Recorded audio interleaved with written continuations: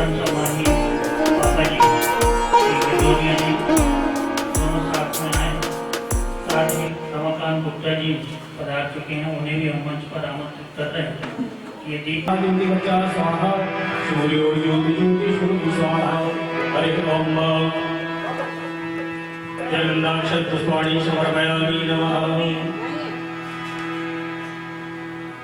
हरि ओम ओम स्वस्ति न इन्द्रो वृद्धश्रवाः स्वस्ति नः पूषा विश्ववेदाः स्वस्ति नस्तार्क्ष्यो वरिष्ठदेवीः स्वस्ति नो बृहस्पतिर्दधातु प्रखरश्वामरुतः प्रशनिवातराः शुभञ्जामानो विदधे भुजगमयः अतिर्जिवामन्वाः सूर्यचक्षसो विश्वेनो देवा अवसानमन्यः भद्रं कर्णेभिः शृणुयाम देव भद्रं पश्येमाक्षभिर्यजत्राः यस्तरैरङ्गैः तुष्टवागं सस्तनो प्रभो श्रीमतिदेवहृतं जदायुः शतमिन्नु शरदो अन्ति देवाय त्रान्दशिखरादर्शन्तमुनात्मा पुत्राशोदित्रपितरो भवन्ति मानो मध्यारीरिकदायुगन्तोः अदितिर्योरदितिरन्तरिक्षमदितिर्माता सविता सपुत्राः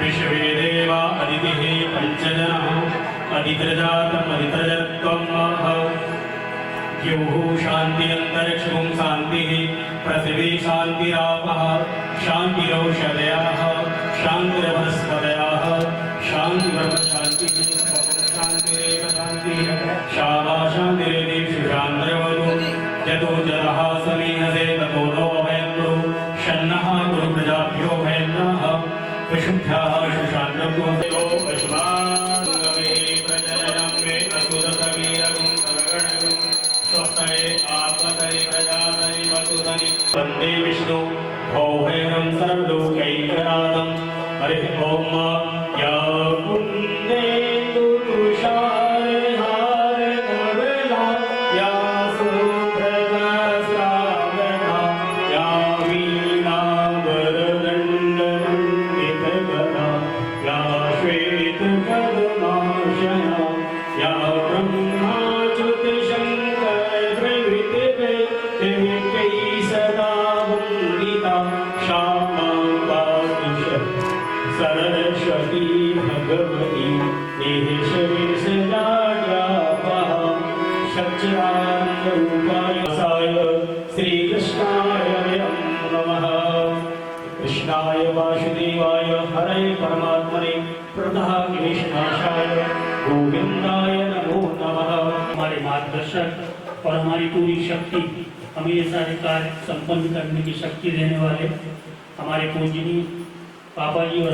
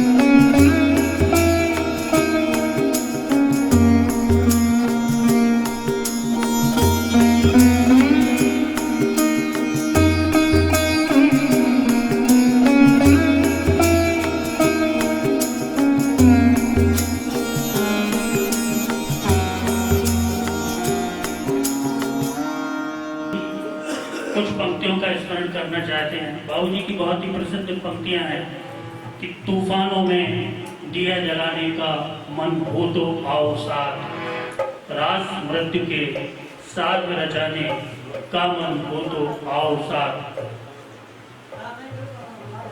तो हम साथ चाहते हैं गीता ज्ञान प्रवाह का दीपक जलाने के लिए। जीवन के तमाम झंझावातों के बीच में हम मार्गदर्शन के लिए बुला रहे हैं हमारे आदरणीय परम सम्माननीय श्री ललित बिहारी जी श्रीवास्तव।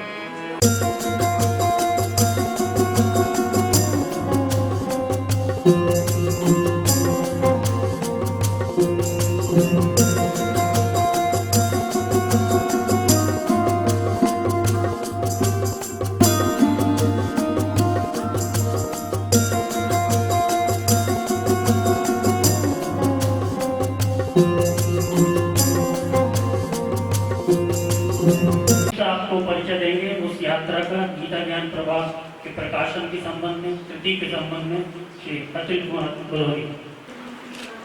परिवारजनों, सभाजनों और सभी अतिथि जनों का सादर प्रणाम करता हुआ स्वागत करता हूँ। गीता ज्ञान प्रभाव पे बोलने की पात्रता मेरे में नहीं है, क्योंकि ये इतना विशाल, गहरा और सागर के जैसा ग्रंथ है कि जिसको मेरे लिए समझना बहुत कठिन है। गीता ज्ञान प्रभा की 17 वर्षों की यात्रा आज इस मुकाम पर आ गई है कि हम सभी परिजनों को एक बहुत ज़्यादा खुशी का अनुभव हो रहा है। पिता द्वारा, अपने पिताजी द्वारा लिखित इस महान ग्रंथ गीता ज्ञान प्रभा को लेकर मेरा जो अनुभव था वो सिर्फ एक साक्षी, एक दर्शक जैसा था। उसकी गहराई में उतरना मेरे लिए कभी भी संभव नहीं था।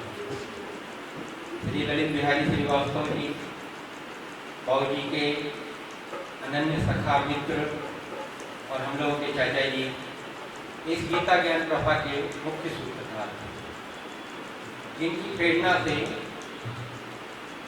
बाबूजी ने अपनी बीमारी की अवस्था में, विषम परिस्थितियों में इस ग्रंथ की रचना करी। श्रीवास्तव जी ने हम लोग को बताया कि नरसिंहपुर के हमारे घर में मेरे स्वर्गीय भाई, छोटे भाई अनूप कुमार भदौलिया ने एक छोटी सी भजन सभा का आयोजन किया हुआ। बाबूजी उसके पहले अपनी स्वास्थ्य संबंधी, हृदय संबंधी बीमारियों से उतर के गुजर रहे। तभी बाबूजी की मुलाकात श्रीवास्तव जी से हुई घर के अंदर, और बाबूजी ने अपनी इच्छा के रूप में ये बात बोली कि मैं अपने शरीर को त्यागने से पहले गीता ज्ञान प्रभा का रचना पूर्ण करना चाहता हूँ, लेकिन मुझे ऐसा लग रहा है कि मेरा इतना सामर्थ्य नहीं है कि मैं शायद इसको पूर्ण कर सकूँ। उसी समय श्रीवास्तव जी ने आगे बढ़कर किसी अंतर प्रेरणा से कहा कि उनके ब्रह्मलीन गुरु जी उनके घर पर चातुर्मास हेतु पधारे हुए हैं। उन्होंने कहा बाबूजी से कि आप घर पधारें, उनसे मिलें, और निश्चित ही ये कार्य उनकी महती कृपा से पूर्णता प्राप्त करेगा। बाबूजी, श्री ललित बिहारी श्रीवास्तव जी और उनके ब्रह्मलीन गुरु जी, इन तीनों ने मिलकर के इस ग्रंथ की शुरुआत की नींव डाली। मुझे अभी भी याद है, जनार्दन जी ने उनके घर पर एक कैमरा लगाया हुआ था, जहाँ पर बाबूजी नित्य उसका ज्ञानेश्वरी गीता जी का अनुवाद लिखते थे, वहाँ पर हिंदी में सुनाते थे, और ललित बिहारी श्रीवास्तव जी बाएं तरफ बैठते थे, बाबूजी दाहिनी तरफ, और मध्य में उनके गुरु जी के बीच में बैठ करके श्रीवास्तव जी उसका संस्कृत में पाठ करते थे और बाबूजी उस पाठ का हिंदी में अनुवाद पेश किया करते थे। ये तीनों महानुभाव की वो छवि हमेशा दिमाग में है। और उस समय मैं गीता से बिल्कुल भी नहीं जुड़ा हुआ था। क्योंकि श्रीमद् भागवत गीता को लेकर के ये बात बोली जाती है कि वो अपना पात्र स्वयं चुनती है, और जो गीता से जुड़ जाता है वो संसार में ऐसी कोई भी ज्ञान, ऐसी कोई भी ऊंचाई नहीं है जिस तक न पहुंच सके। गीता सारे प्रश्नों का उत्तर है। और पहली बार जनार्दन भैया जी और मेरी मनी छोटी दीदी नव्य श्री दीदी के सौजन्य से ये सब महान ग्रंथ की रचना की प्रेरणा हमारे घर में सामने आई। बाबूजी ने 40 दिन के अंदर ज्ञानेश्वरी जी की गीता का ये महान अनुवाद कार्य का रफ्त पूर्ण कर दिया था।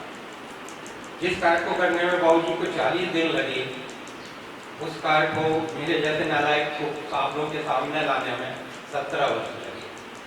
आप समझ सकते हैं कि ये कितना कठिन कार्य था जो बाबूजी ने किया। इन लोगों के ऊपर निश्चित ही ईश्वर की कृपा थी, और जो चीज़ उतरी है, आप लोग गीता ज्ञान प्रभा से होकर के गुजरेंगे तो जानेंगे कि ये लिखी हुई नहीं है, ये उतरी हुई है। और नरसिंहपुर के साहित्य क्षेत्र में बाबूजी के योगदान से निश्चित ही नरसिंहपुर का और बाबूजी का नाम सारी जगत में हमेशा के लिए अमर कर दी। मैं फिर से बोलूँगा कि हम 4 पुत्रों के होते हुए भी एक कार्य हमारी छोटी बहन नबी श्री गिरदौनिया और जनार्दन गिरदौनिया जी के प्रेरणा के बिना संभव नहीं हो सकता। और आज भी जो एक कार्यक्रम की सारी रूपरेखा है, उन्हीं के अंदर बाबूजी की आत्मा के प्रेरणा के द्वारा ये संभव हो पा रहा है। ललित बिहारी श्रीवास्तव जी जब इसका विमोचन अभी 23 में हम लोगों ने पुस्तक का किया, तो इसकी भूमिका हमारे महाराज जी श्री सदानंद महाराज शंकराचार्य जी द्वारा लिखी गई थी, और इसके पूर्ण उनके गुरु स्वामी जगतगुरु शंकराचार्य स्वामी स्वरूपानंद जी ने भी बाबूजी को आशीर्वाद स्वरूप गीता ज्ञान प्रभा में गीता ज्ञान अलंकरण की उपाधि से सुशोभित किया। ये पूरे कार्य की रूपरेखा भी श्री गिरदौनिया जी के परिवार के द्वारा सामने हुआ है। जब हम लोगों ने इसका विमोचन किया, तो उसके बाद जब मैं प्रति देने के लिए ललित बिहारी श्रीवास्तव जी के चाचा जी के पास गया, तो पहली ही बार में उन्होंने पुस्तक का प्रश्न पढ़ा, 352वां प्रश्न, और उसमें अपनी एक लय में आकर के उन्होंने उसको पढ़ना चालू किया, और हमने और जीआई ने उसका वीडियो बनाया। उस वीडियो को देखकर हम दोनों के अंदर ना जाने कौन से भाव उत्पन्न हुए कि हम लोगों ने सोचा कि ललित बिहारी श्रीवास्तव जी के द्वारा ही इस पूरी गीता को हम लोग सुने, संरक्षित करें, उसका ऑडियो बनाए, उसका वीडियो बनाए।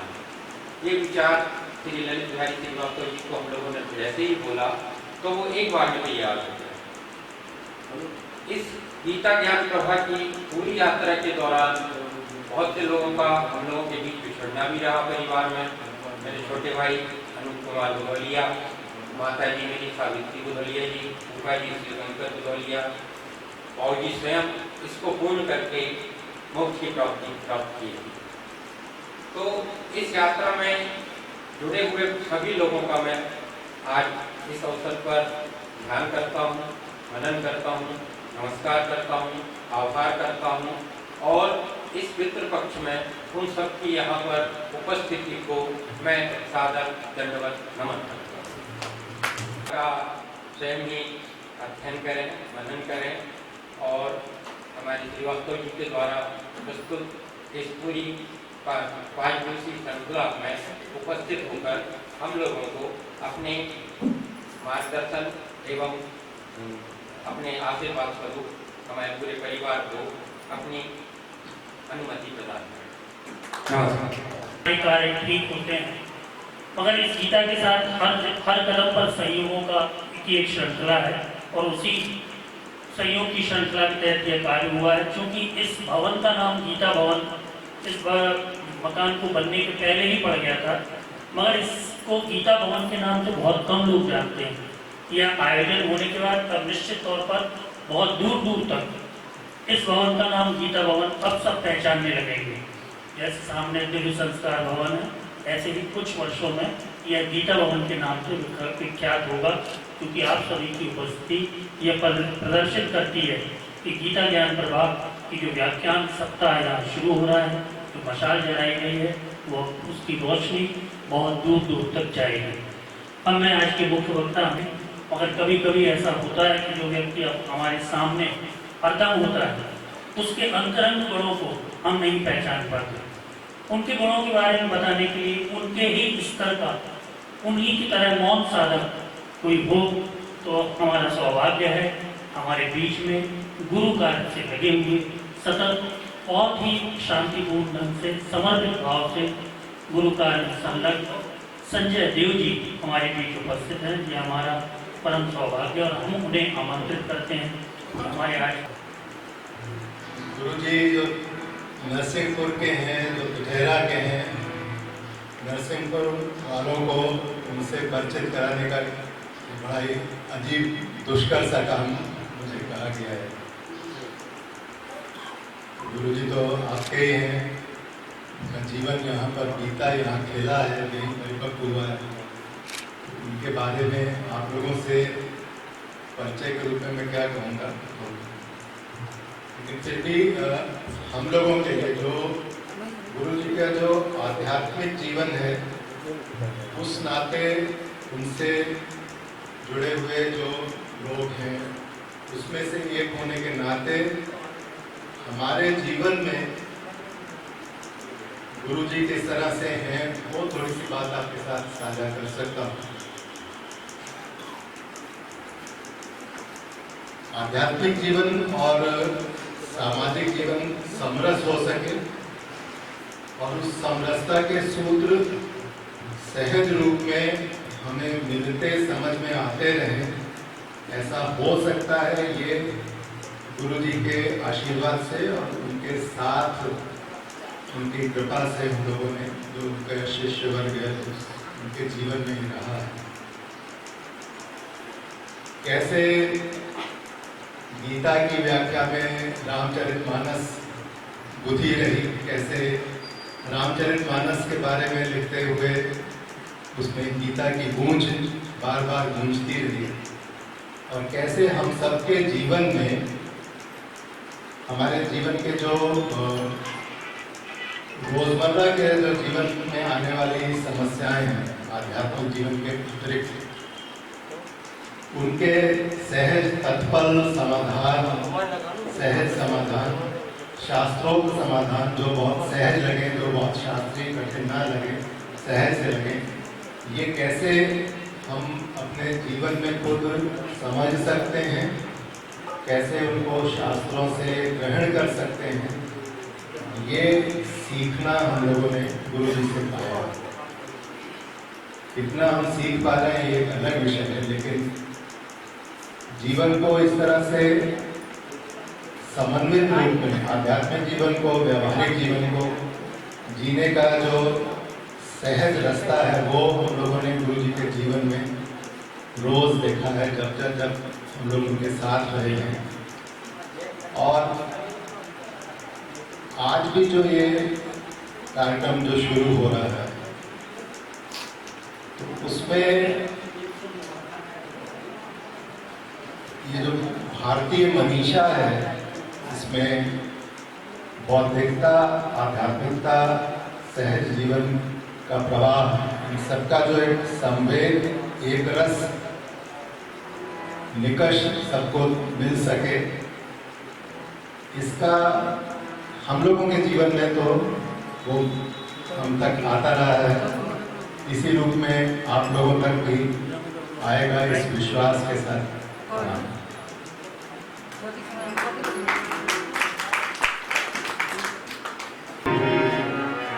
सर्वविघ्न हरस्तस्मै गणाधिपत्यै नमो यं ब्रह्मा वरुणेन्द्र रुद्रमरुता तिष्ठन्ति दिव्यैस्तवैः वेदैः साङ्गपदक्रमोपनिषदैः गायन्ति यं सारदा ध्यानावस्थित तद्गतेन मनसा पश्यन्ति यं योगिनो यज्ञान्तं न विदुषाः देवाय तस्मै नमः।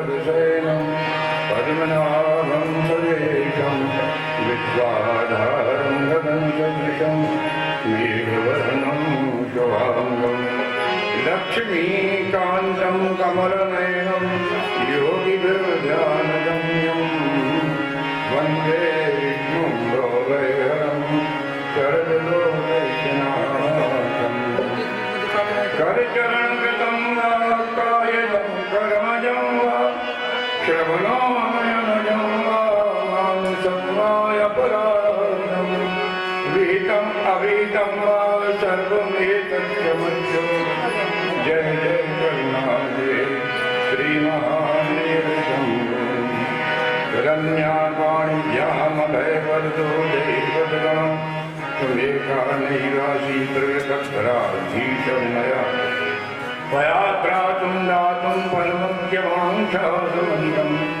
शरण्ये लोकानां तपिचरणावेव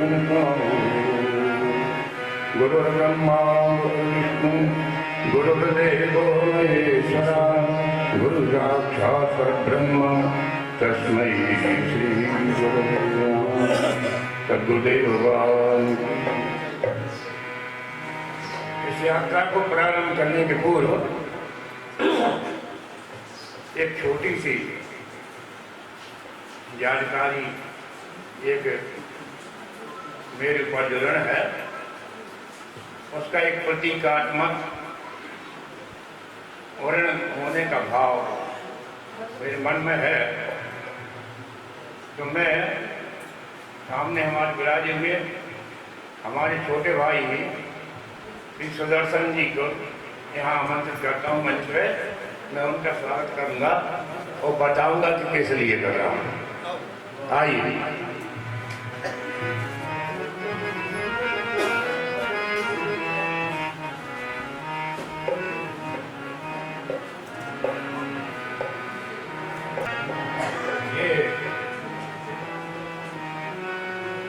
सुदर्शन द्विवेदी जी हम लोग उमरिया ड्यूटी के रहने वाले हैं, ये भी और मैं। जब मैं 9 वर्ष का था तब आपके पिताजी जिनको हम लोग सब व्यास दादाजी के नाम से जानते हैं, जो हम सदर देवी मरिया के बहुत दिन तक उनके पुजारी रहे, अब ब्रह्मलिंग हुए। तो मैं उनको मामा जी बोलता था, उन्होंने मेरे से कभी चरण स्पर्श नहीं करा, पर वे बहुत विद्वान महापुरुष थे। उन्होंने जीवन को मेरे कैसे गढ़ा, ये थोड़ी सी बात बताता हूँ ताकि जिसके जीवन मुझे पसंद आए तो उसका पूरा लाभ। जब मैं 9 वर्ष का था तब मामा जी काशी से पढ़ कर के आए और उसकी तरुणावस्था की मेरी बात है। दूर दूर तक उनकी राम कथा होती थी, मेरी भागवत होती थी। तो उनको मेरे से इतना स्नेह था कि मेरे को भी हर जगह ले जाता और सबके सामने मेरे आसन लगता, और वे मेरे से बोलते कि मनन भैया हम अकेली कथा आपसे कह रहे हैं, क्या कितने पब्लिक बैठे, और बोले पूरी कथा ध्यान से सुनना और घर में चल के मुझे सुना कि मैंने क्या बोला। अब उस बाल्यावस्था में यह जो चला काम, ये तो जब टीचर हो गए तब तक करता, उनकी कथा मुझे आगे में रखना, वो घर ले जाकर सुना। तो मेरी स्मरण शक्ति जो अभी भी काफी विचित्र है कि मैं 50 साल पहले की कोई चीज भूल कहीं और विकल्प के रूप में देखा कि कोई चीज मुझे याद है, मेरा मन सीम लग गया। तो वाणी विलास शास्त्री, स्वामी स्वरूपानंद जी, धर्म सम्राट कृपाल जी महाराज, सभी यहाँ बड़े बड़े महापुरुष कृष्णपुर में आते थे और मैं यहाँ पढ़ने आ गया था 1954 में, तब से यहीं 1954 में आया। तो इनकी कथा में सुनता और ज्यों की त्यों जाके मामा जी को सुना। मैं संस्कृत के श्लोक, मैं उसकी व्याख्या, और अगर सवैया लोहे जोर से बोले तो सब सुना। तो मामा जी मेरे बोलते भैया इतना कैसे याद रहता, कि आप तो टेप रिकॉर्डर हो गए, पूरी पूरी कैसा याद है। तो मैंने उनसे कहा कि मैं बचपन से आपने कथा में सुनने में एक्सपर्ट किया हूँ, तो मुझे कुछ भूलता नहीं। और एक कंट्रास्ट में टीचर रहा हूँ, एक कंट्रास्ट भी यहाँ से बैठी 2-4 स्कूल है। उस समय मुझे किसी भी विषय में 100 में से 1 नंबर नहीं मिलता, 0 ही मिलते थे, क्योंकि मेरा ध्यान पढ़ाई लिखाई में करता ही बिल्कुल 1% था। मेरा ध्यान पूरी कथा वार्ता संकीर्तन में। तो ये 8वीं तक ऐसी चलता रहा, राम कृपा थी कि उस समय 8वीं बोर्ड परीक्षा नहीं होती थी। अगर होती तो हम किसी और रूप में आपके सामने होते, यानी पढ़ते ही नहीं। तो उस परिस्थिति में जबकि मामा जी ने मेरी योग्यता परखी और मुझे 100 में से 100 नंबर के लायक बनाया, उस समय शिक्षा विभाग में मेरी योग्यता 0 ही रही। 9th में जाकर के कुछ मुझे समझ में आया, मल्टीपर्पज में पढ़ा 59-60 में यहाँ से मैंने मैट्रिक वाला। तब तक दुनिया बदल चुकी थी। मैंने अपनी बात में गुरु महाराज से पूछा कि क्या हुआ कि मुझे सब याद रहता, पढ़ाई छोड़ दो। तो उन्होंने कहा कि तुम्हारे पिछले जन्म का जो छाया है वो 8वीं क्लास यानी 14 साल तक बनी रही, पिछले जन्म नहीं दे उसमें जो रामायण गीता का अभ्यास रहा होगा, ये मुझे अच्छा लगता। बाकी कुछ नहीं। बाकी जब ये जन्म शुरू हुआ 9th क्लास, और तब से जो बदला है तो यूनिवर्सिटी तक ऐसे चलाया जा सकता है। तब से फिर दूसरी श्रेणी आई नहीं, ऐसा ये बदला। तो जब ये पहला है और कदाचित अंतिम के लिए है ऐसा, क्योंकि ये मैं तो करता ही नहीं कभी ऐसा काम। और क्योंकि गुरु महाराज का है और मामा जी यहाँ रहे, उनमें हमें एक इसको पढ़ना सिखाया। 18 अध्याय का उच्चारण नहीं सिखाया और 7 ज्ञान रामायण की व्याख्या भी नहीं सिखाया। तो उनकी हमें बहुत याद आई कि आज उनके आशीर्वाद से जिस प्रयोग हमारे ग्रह नगर में लगा, पिछले 2 वर्ष से मैं गीता को बोल रहा और यहाँ से लेकर विदेशों में भी उसका प्रचार प्रसार हुआ और अपने ग्रह नगर में जितनी भी ऐसी चर्चा होती। तो ये अब लगा तो मैं घर गया, तो सुदर्शन अपने छोटे, मैंने उनसे कहा कि तुम मामा जी के प्रतिनिधि में आ गई, और हम मामा जी के मान कर गए ही उनके पुत्र हैं छोटे, इनका सत्कार करेंगे तब जब मन बोले। तो हम आप पधार चुके हैं, मैं आपका स्वागत करता हूँ और इसके बाद आपसे आशीर्वाद भी देंगे और फिर आपको गीता की पर जो मन पड़ेगा वो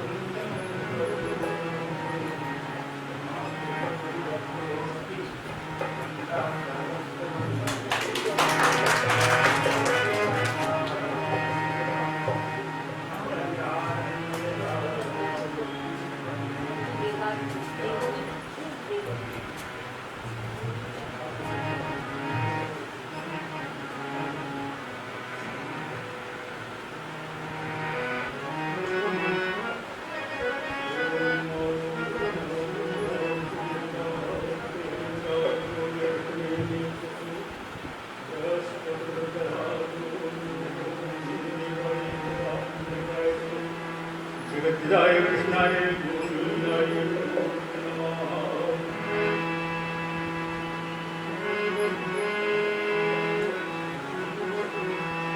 बोले श्रीमन्नारायण भगवान के जय।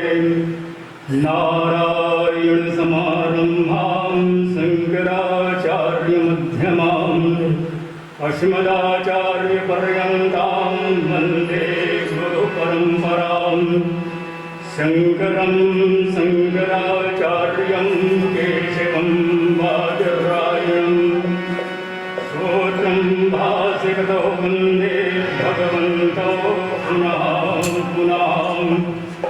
यं प्रव्रजन्ते मनुपेदमपेदलेत्यं द्वैपायनौ विरहिकातिर्याजुभावम् पुत्रेति तन्मयतया सर्वोऽग्निः पुष्पं सर्वभूतेहृदयं मुनिमानतोऽस्मि वृन्दावन बिहारी लाल। बड़े सौभाग्य की बात है, आदरणीय हमारे बड़े भाई इस समय गीता पर गहन अध्ययन कर रहे हैं। गहन अध्ययन के साथ साथ आया है सूतख्याहि कथासारम मम कर्णो रसायनम। आप जो कथा कहेंगे मनोरंजन नहीं, मन का रंजन नहीं होगा। इस कथा में जो सार है गीता में, और आजकल सार कोई नहीं सुनना चाहे। संसार में जो है मिले बतोरुक्रम विक्रमन्न वैन्न संवता कर्णे पुटे नरस्यों जेवासते दादुर्गे विसूतो न चोपगाय गाथाम। क्योंकि हमारे कान जो है कान नहीं रह गए। क्या है कान? पुराण कहते हैं ये हमारे कान सर्प के बिल के समान हो गए। जैसे सर्प अपने बिल में समाहित हो जाता है और उस बिल को दूषित कर देता है, इसी तरह से हमारे कान संसार में विषयों में जाकर के लग गए। तो आप बताएं, जब संसार में मानव प्राणी के कान लग जाएंगे तो अमृतमय कथा का सार हमारे कर्मों में प्रवेश नहीं हो पाएगा। दादुर के विसूत, और यह जीव जो है मेंढक के समान, जैसे मेंढक अपने आप जो है उत्पन्न होता, उत्पन्न करने की आवश्यकता नहीं पड़ती। बरसात में अपने आप उत्पन्न होता और वह टर टर करने लगता। इसी तरह से जिज्ञा जो होती है, आपस में कुछ लोग बैठ जाएंगे, यदि कथा कुछ बूढ़ जा रही है जो समझ से परे है तो आपस में वार्तालाप करने लगेंगे, क्योंकि ये विचार नहीं करते कि आपने इस समय गीता बहुत क्लिष्ट विषय है। गीता में एक बार आपको ध्यान होगा, अनगढ़ मंदिर में 9 दिन प्रवचन चलता था। आज से 40 साल पहले की घटना आपके लिए बताएं। वहां से बड़े विद्वान नरेंद्र जी महाराज जैसे आते थे। वहां मैंने एक प्रश्न रखा था। कहा गया श्री राम जी ने माने कि यदि कोई संशय हो किसी को तो आप बोल सकते हैं। तब मैं खड़े होकर के मुंह बोला था कि आप ये बताएं, सर्वधर्मान, यही गीता, सर्वधर्मान परित्यज्य मामेकम शरणम व्रज।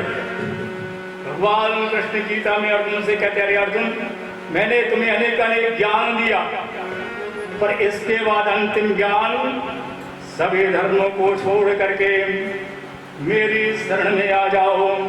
अब कौन सा वह धर्म है, ध्यान देने आप, कौन सा वह धर्म है जिसके द्वारा वो परमात्मा के हम चरणों में पहुंच जाएंगे। जो भी रास्ता होगा वह धर्म में बन जाएगा। फिर यहाँ भगवान कृष्ण गीता में ऐसा क्यों कहते कि सर्वधर्मान परित्यज्य मामेकम शरणम व्रज? इसका उत्तर दिया है महाभारत में। तर्को प्रतिष्ठा तृतीयो विभिन्ना नैको ऋषर्यस्य मतं प्रमाणम् धर्मस्य तत्त्वं निहितं गुहायां महाजनौ ये निगता सपन्ताम्। देखो, शास्त्र में हमारे लिए तर्क प्रकट करना व्यर्थ। एक गीता का ज्ञान जो बड़ा गूढ़ है, इसको हमेशा बड़े बड़े विद्वान नेति नेति कहते हैं, इति नहीं लगाते, नेति नेति। तो फिर जब कार्य करना व्यर्थ है नेति नेति हम कहते तो हमको फिर करना क्या है? करना आपको यह है कि जे हम देखते चले आ रहे बड़े बड़े महापुरुष किस रास्ते पर चल करके उस परमात्मा को प्राप्त हो गए, वही रास्ते पर चलकर हमको जो है परमात्मा का सानिध्य प्राप्त करना है। तो यही मेरा जो है, अब मैं वाणी को विराम दूंगा। हमारे बड़े भाई इस समय जाकर के जिन्होंने गहन अध्ययन किया है गीता पर जो है कथा का सार आपको लिए सुंदर अमृतमय कथा का जो है रसास्वादन कराएंगे। अपने कर्णमयी पुटक के द्वारा पान करना है, सुनना नहीं। लोग कहते कथा सुनो, ये गलत, कथा सुनी नहीं जाती। पेयम पेयम श्रवण पुटके पायने राम नामाभिरामम ध्येयम ध्येयम मनसृतं तारकं ब्रह्म रूपम जल्पम जल्पम प्रकृति विक्रय प्राणिनां कर्णमूले दीध्यां दीध्यां जटनमंडला गोपकाशी निवासी भगवान शंकर काशी की गलियों में घूम करके कहते अरे मानव प्राणियों पान करो क्या? राम नाम अमृत अपने कर्णों के द्वारा पान करो। वही हमको जो है राम कथा कर्णों के द्वारा पान करना है। बस यही वाणी को मैं अपनी विराम देता हूँ। वृंदावन बिहारी लाल भगवान कृष्ण भगवान जय। आज धन्य में धन्यति यद्यपि सब विधि निज जन जान गावई समागमति निज जन जान गावई संग समागमति। गुरुदेव भगवान गीता का प्रथम अध्याय प्रारंभ करने के पहले गीता की महिमा के बारे में कुछ शब्द यहाँ रखना अनिवार्य है। मंच की परंपरा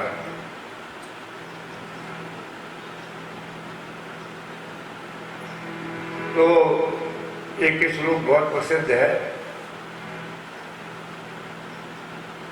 कि गीता है वो क्या है? सर्वोपनिषदो गावा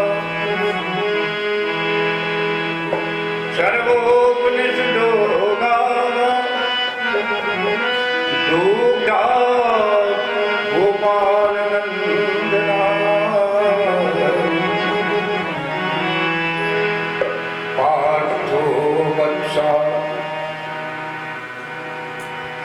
भोक्ता दुग्धम गीता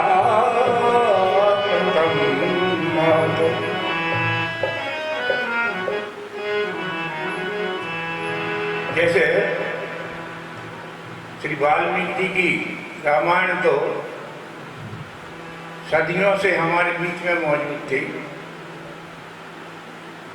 तब जन सामान्य के बीच में उसका विशेष प्रचार नहीं हुआ। तब एक मत व्यक्त किया तुलसीदास जी के बारे में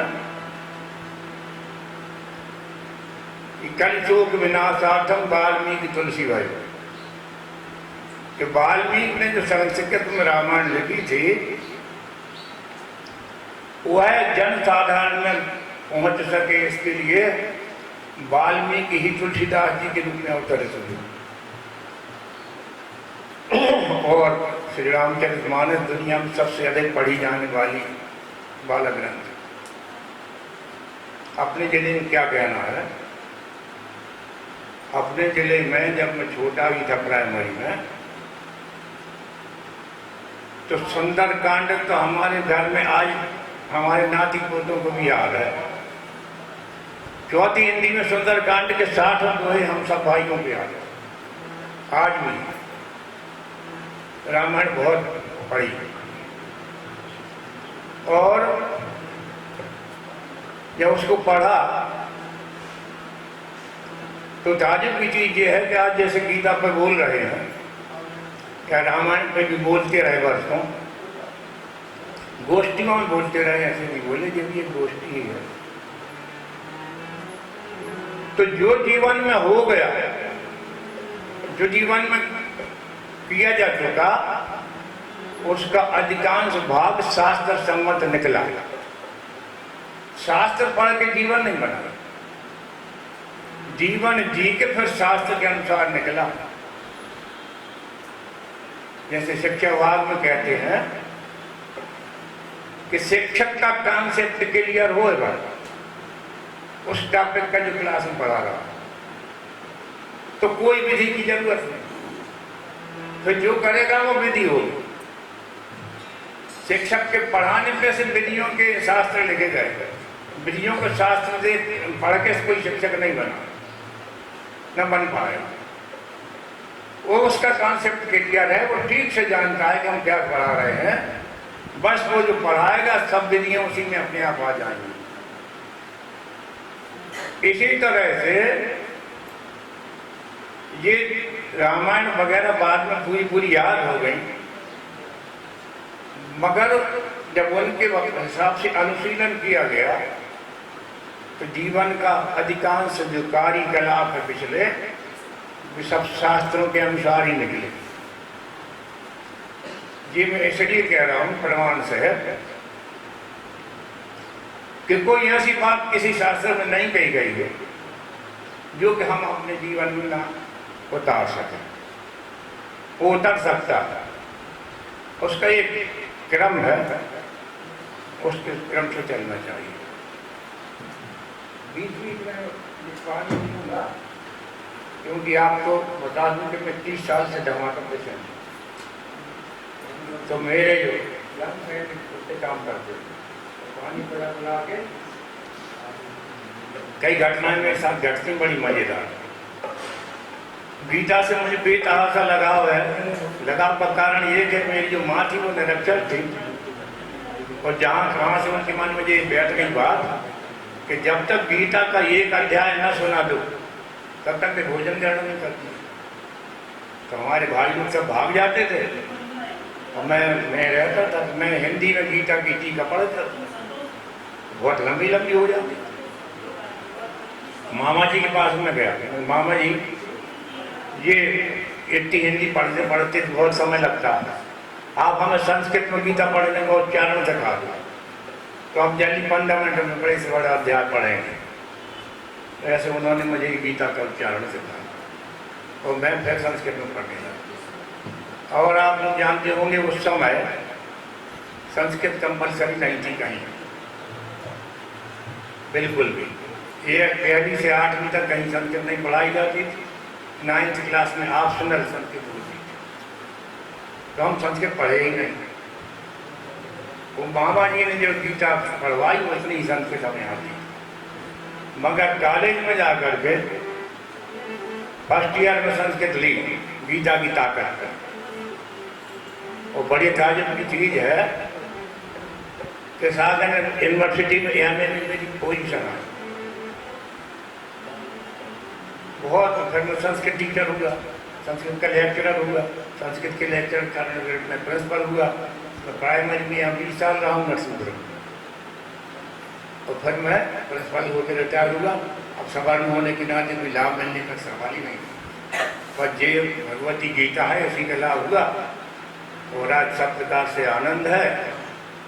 जिंदगी भर अच्छे लोग मिले, अभी भी मिल रहे हैं, इससे बढ़ के फिर और क्या हो सकता है। तो गलती हमसे कहाँ हुई वो बात थोड़ी सी उठाते हैं कि मैं अपने रिश्तेदारी में लड़की देखने के लिए गया, एक आधी बार गया हूँ। मेरे भाई लोग बड़े होशियार हैं, मुझे भेजते नहीं थे कि मुझे सब लड़कियाँ अच्छी लगती थी, भाई देवी का रूप है, तो कौन की लड़की खराब कह दे और कौन पाप बोल ले, तो अपन तो सबको अच्छे ही है। पर एक बार चला, वहाँ जाके मैंने देखा कि उनकी पूजा में गया, मसीह पूजा में गीता रखी थी। मैंने गीता को प्रणाम किया और शादी पक्की कर दी। अब जब बहू आई घर में तो हमारी श्रीमती बोली कि आपने वहां क्या देखा था? तो हमने कहा हमने वहां देखी गीता। तो काय के लिए गए थे? लड़की देख रही। वो गीता देख के सब शादी देख रहे हैं, लड़की भी देख रही है। हमने कहा आई इस घर में गीता रखी, पूजा में मराद है, पूरी संस्कृति रखी, भारत की पूरी चेतना रखी, पूरा अध्यात्म रखा, उसमें अब क्या देखना है? तो बाद में उन्होंने कहा उसमें कितनी धूल की पलट जमी, तो ये नहीं देखी। हमने कहा हाँ, ये नहीं देखी। उनके बाप दादा के समय की रखी थी, किसी ने तो कभी झूठ नहीं थी। तो जब ये कहा कि गीता हमने सदियों तक पूजा में रखी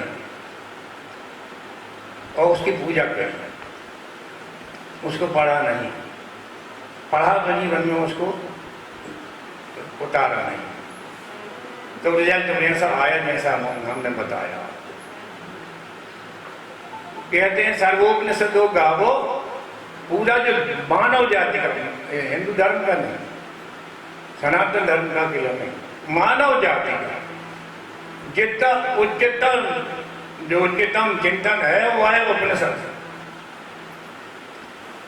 तो सारी उपनिषद जो है अपनी 108 उपलब्ध अभी, उन उपनिषदों में से गाय बना करके उनको और भगवान कृष्ण परमात्मा ने विश्व के कल्याण के लिए, मानव जाति के कल्याण के लिए जो दूध निकाला, वह जो है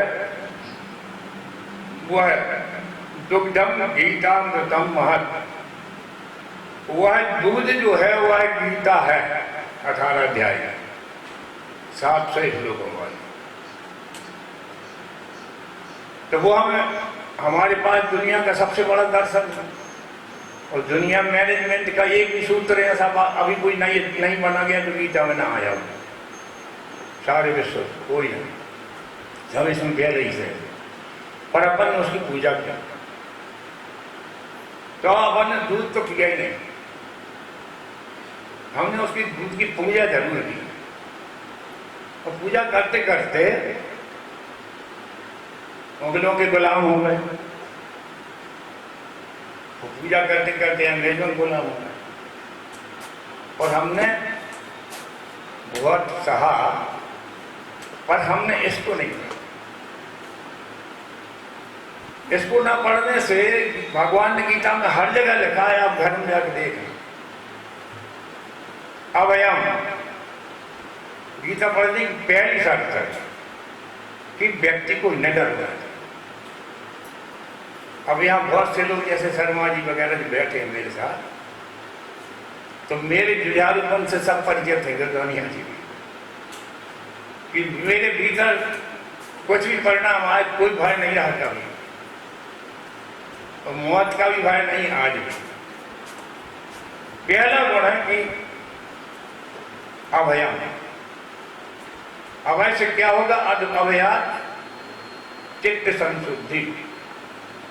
अभयम या निडर होकर धारण करोगे, निडर होकर भूल सकोगे तो चित्त शुद्ध होगा। उसके बाद के सब मार्ग है, उसके बाद का मार्ग ज्ञान है, उसके बाद का मार्ग निष्काम कर्मयोग है, उसी के बाद का जो मार्ग है वह भक्ति, एक के बाद एक।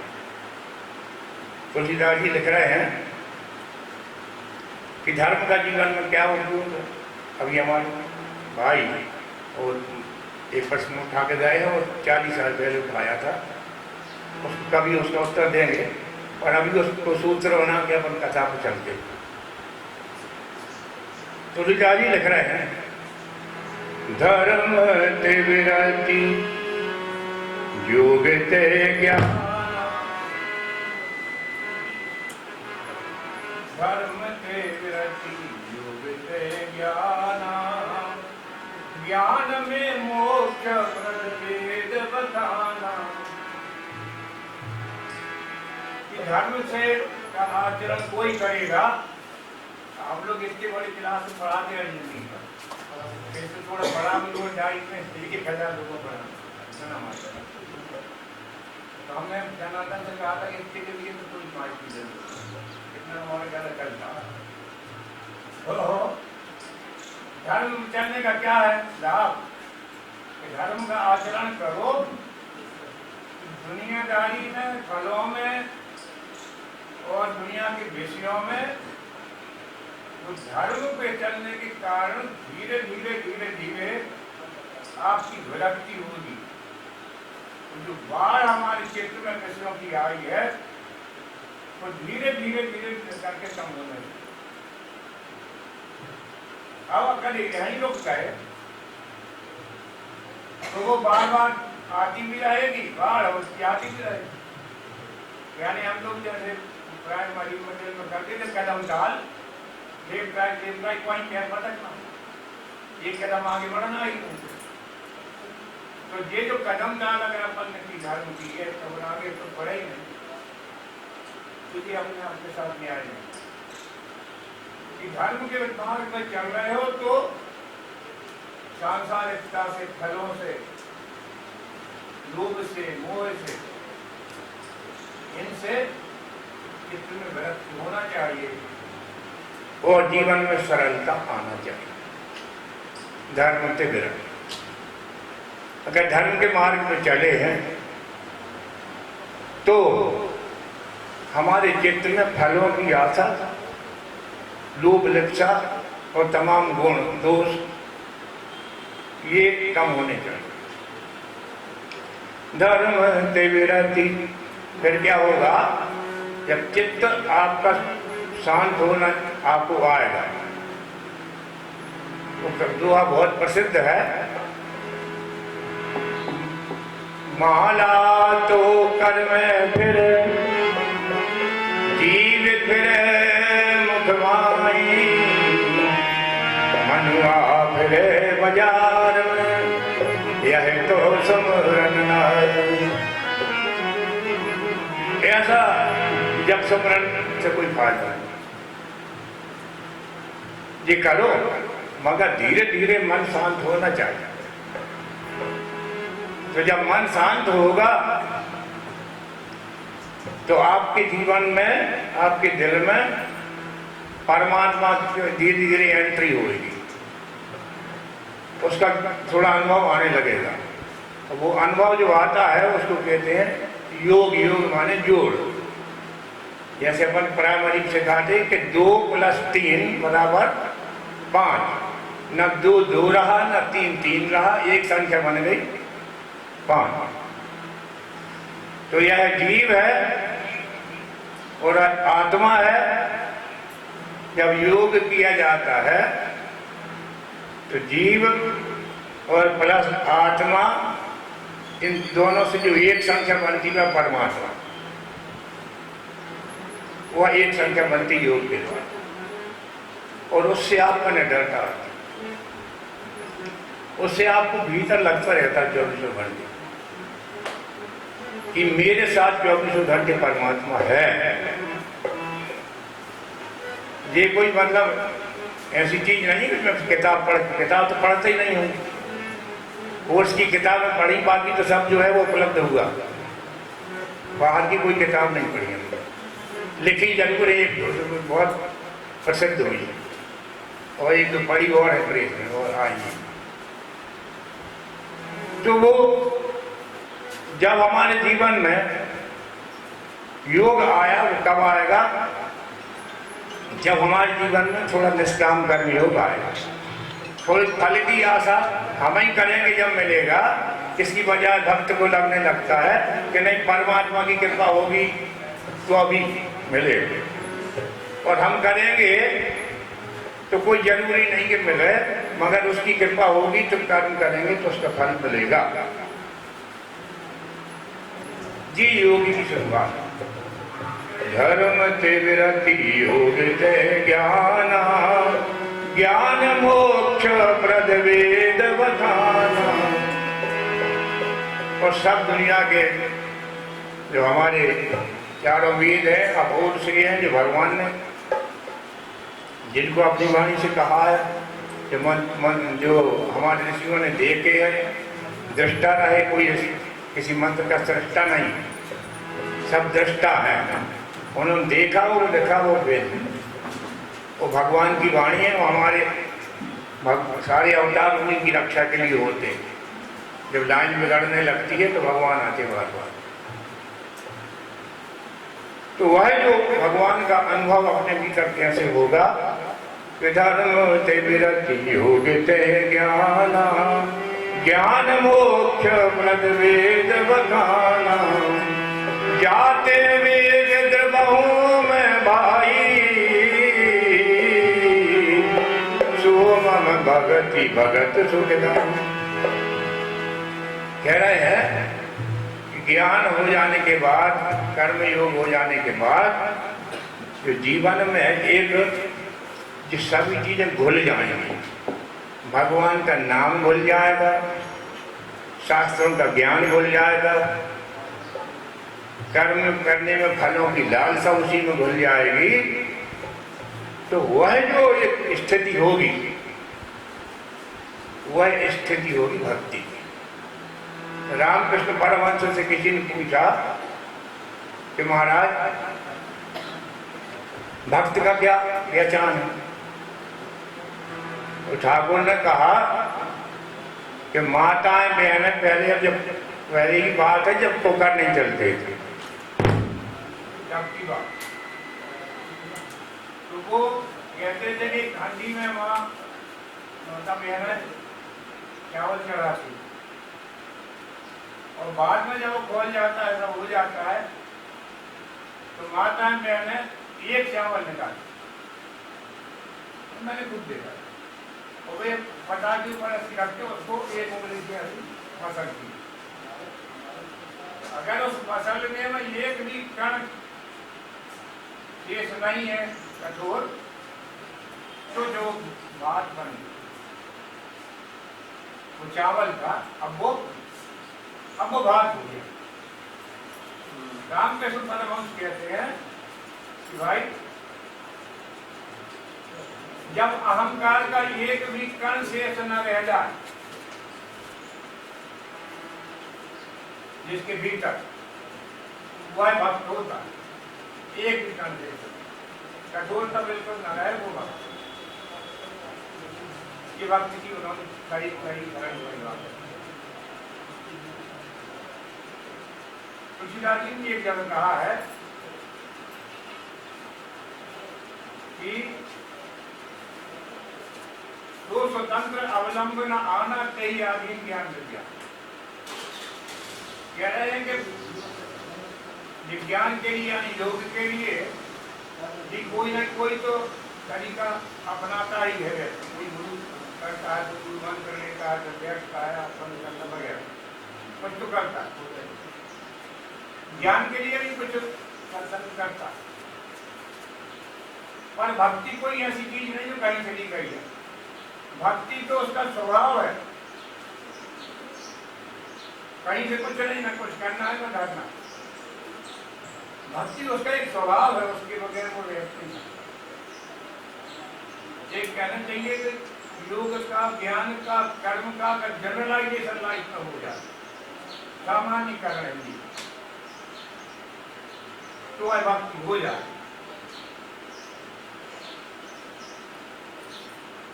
और अगर कुछ और चल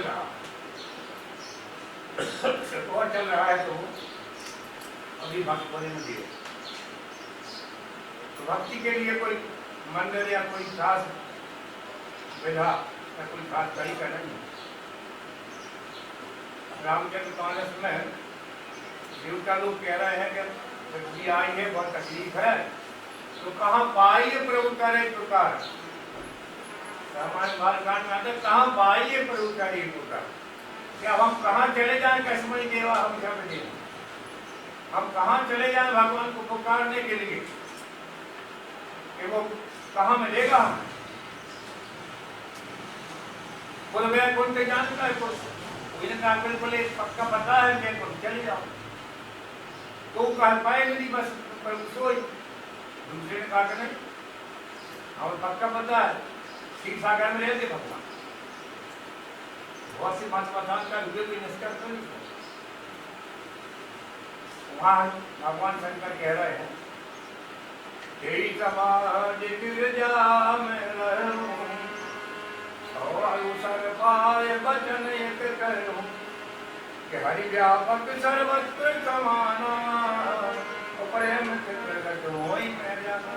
ये कह रहे हैं, कोई किताब में नहीं पढ़ा हम जानते, कोई किताब पढ़ने के बाद महापुरुष से पूछने की जरूरत। मैं जानता हूँ कि तुम प्रेम में क्षण दूर उसी समय पर हो गए।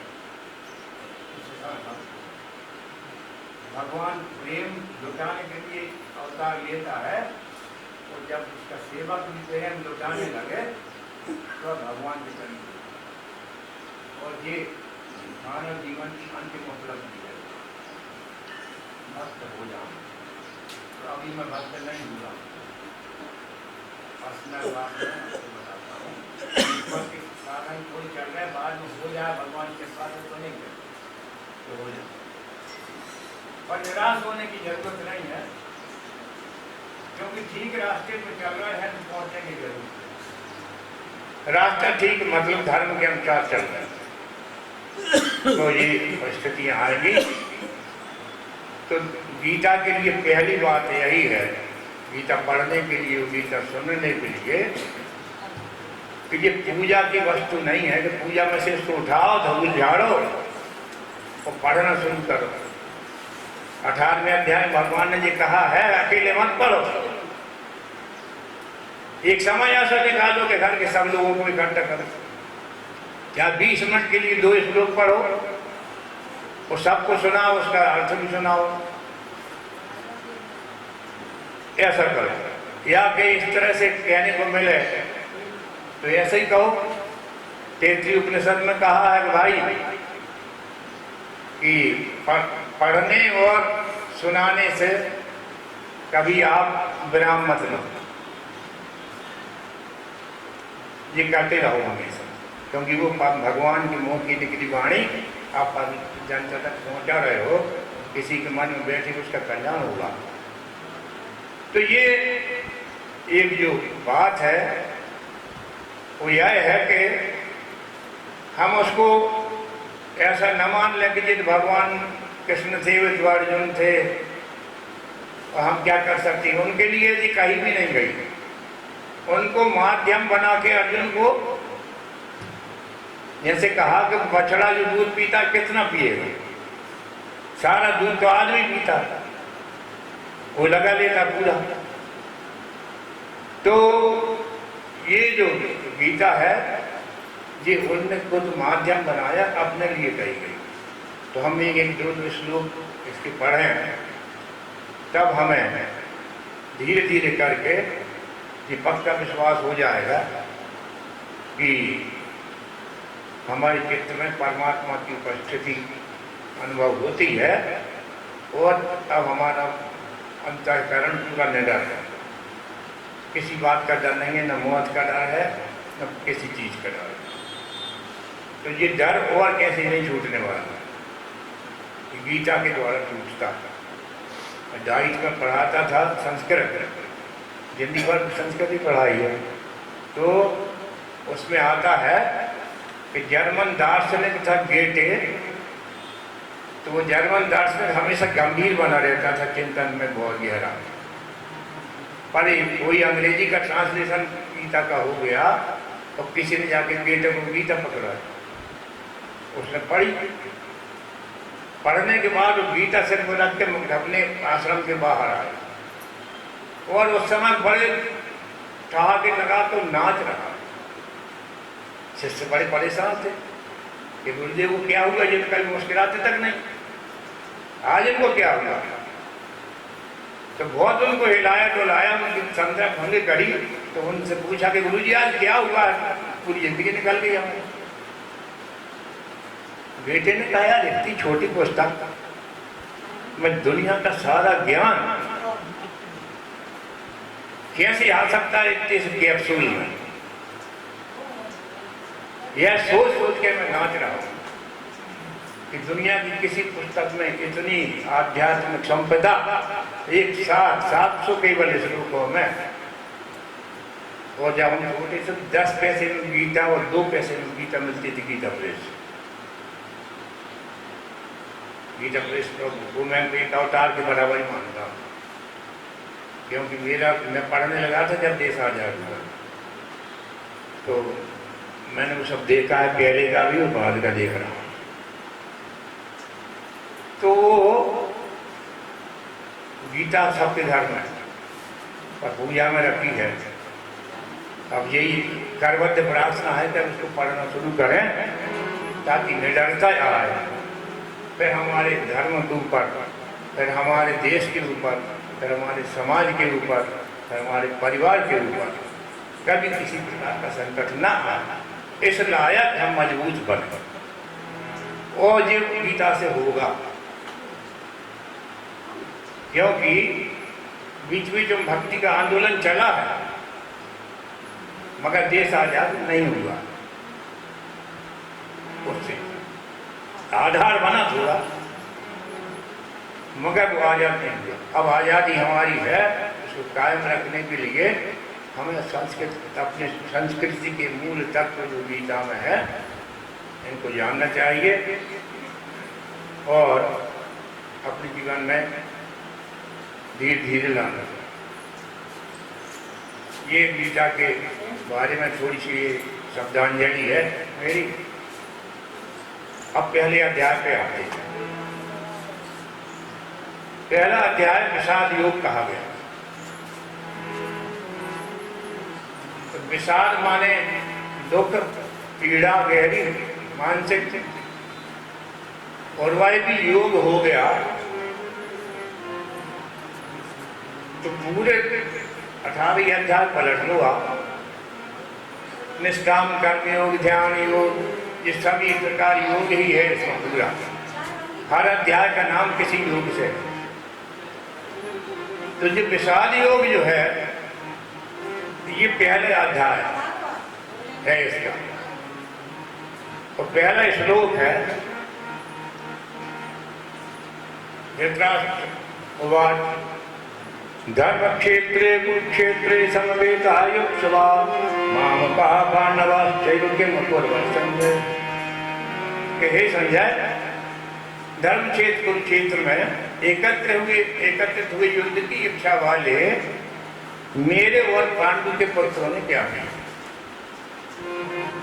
जिस धृतराष्ट्र ने संजय से पूछा, क्योंकि अपना शहर सब जानते हैं, बाकी कथा मैं ज्यादा नहीं कहूँगा।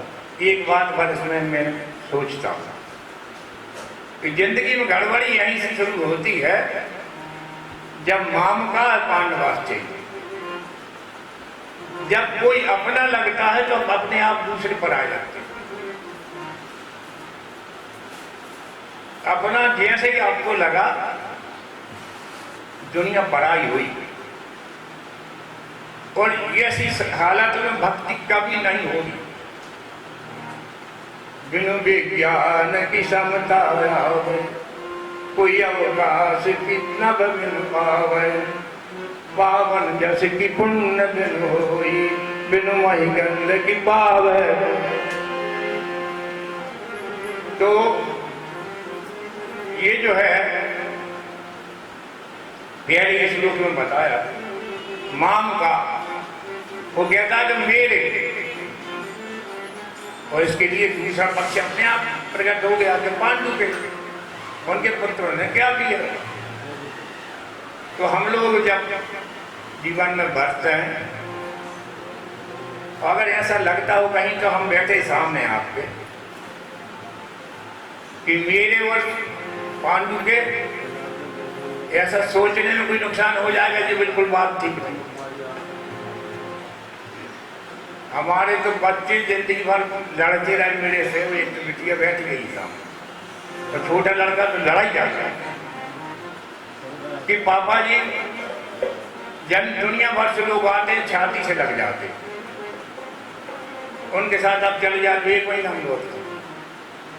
हम नरसिंहपुर में रहते हुए भी 2 महीने तक घर नहीं गए, कई बार काम में लगे रहते। यहीं कितना साथ में नरसिंहपुर, उसमें भी हाल। तो वे कहते हम आपके बेटे हैं, हमारे पास बैठने का अवसर नहीं। हमने कहा कि तुम तो हमारे घर में पैदा हुए, कोई समस्या नहीं, मजे से रहो अपनी माँ के पास। तो वे सभी अच्छे अच्छे पदों पे एकदम मजबूत है और निडर सभी चारों। जब छोटा बच्चा गुजरात में था तो गोधरा कांड हुआ, बहुत लोग मारे जा रहे थे। तो सब लोगों ने कहा कि आपको नींद कैसे आती है? हमारे समझी बोली नींद कैसे आती? क्यों भाई, क्यों मारे जा रहे लोग? लड़का वही है आपका, हमारा दामाद मतलब हो गया। हमने कहा 200-400 आदमी सुरक्षित हैं, हम ऐसा सोच के चलते। अगर हमारा लड़का वहाँ है या लड़की है तो 200-400 आदमी उसके संपर्क में है, उनका कोई हाथ नहीं लगा सकता। इतना ट्रेंड करके उन्हें भेजा गया और निडर तो उनके पूरे रोम रोम में। और मैंने कभी उनको साहस नहीं रखा, मैंने ज़्यादा उनको लाल पेन की कौन का है, मैं तो स्कूल नाम लिखाने नहीं गया था। और सब ठीक निकला। प्रेम की जब महक उठती है तो दूसरों के पास जाएगी तो अपने घर में नहीं जाएगी क्या? जाएगी। आचार्य रजनीश एक बड़ा अच्छा उदाहरण देते थे कि शांत जलाशय में जाके कंकड़ फेंको तो कंकड़ जहां जल में गिरेगा एक गोल लहर उठेगी। अब क्या है कि टीवी मोबाइल के कारण प्रकृति की तरफ दृष्टि कम ही जाती है, इसलिए गोल लहर उठती है, पीछे नहीं उठती। कई लोगों को मालूम ही नहीं, क्योंकि हमारी देखत आधी दर्जन नदियां सूख गई नक्सल जिले। तो अब कहाँ से लड़का देखेगा क्या होता है जल का? तो वो लहर उठती है तो रजनीश पूछते हैं तो क्या भाई, जहां पत्थर गिरा है ऐसा कहीं हो सकता है कि लहर जाके किनारे पे उठे? किसी भी समाज से प्रेम करने लगे परमात्मा ही से कि जहां तुम आए हो, जहां गिरा है पत्थर, वो तुम्हारा परिवार है। तो तुम्हारा प्रेम पहले वहां होगा, फिर फैल के परमात्मा तक जा सकता है कि सीधे परमात्मा ही पे लहर उठ जाए। ये पत्थर यहाँ गिरा, लहर उठ गई किनारे पे, ऐसा नहीं हो सकता। वो लहर वहीं उठेगी जहां तुम हो। हमारे बच्चों को मान लो दिखाई नहीं देती थी, अनुभव आता, उठती जरूर। तो जी मैंने इसलिए उदाहरण दिया कि माम का से थोड़ी फुर्सत हो जाए तो दूसरा पक्ष की पराय अपने आप कम होने लगे। पराय को कम नहीं करना, अपने चिंतन को थोड़ा थोड़ा फैलाना। और फिर यहाँ तक आ जाए तुलसीदास जी कह रहे हैं, उमा जी राम चरण रत विगत काम मद क्रोध, निज प्रभु मैं देखई जगत के सन करें विरोध। कि जिनको राम, जिनके भीतर रम जाता है, जिनको प्रेम करना आ जाता है, तो उन्हें सबके भीतर भगवान का ही अनुभूति होती है, उनके लिए कोई पराया नहीं है। तो हम परायेपन की लकीर न मिटाएं, उसको बनी रहने दो, पर अपनेपन की लकीर को परायेपन से ज्यादा बड़ी कर दो, उसमें सब आ जाए। कभी एक आध बार पढ़ा रहे थे तो उसमें कहा गया कि तदु अंतुरस सर्वस्व तदु सर्वस्व आस्वायता। उपनिषद कहती है तद ए जदि तन्ने जदि तद दूरे तद अंत के तदु अंतुरस सर्वस्व तदु सर्वस्व आस्वायता। जी मैं पढ़ा रहा तो लड़कों ने कहा और तो सब ठीक है, मगर तदु अंतुरस सर्वस्व तदु सर्वस्व आस्वायता कि सारा सब कुछ उसके भीतर है और वो सबके बाहर है। ये कैसे हो सकता? तो मैंने चाक से एक बड़ा गोला खींचा, ब्लैक बोर्ड, और उसमें सैकड़ों से छोटे छोटे गोले बना। पर उनसे पूछा है कि गोले पे उंगली रख के कि जादू अंतरस्थ सर्वस्व, ये सारे गोले उस बड़े गोले के भीतर हैं कि नहीं है? हाँ है। वो ये सारा गोला अगर सबके बाहर है कि नहीं? तो है। तो जो सब जिसके भीतर है वह परमात्मा, और वह सबके बाहर है। तद एजति तद न एजति, वह चलता है वह नहीं चलता।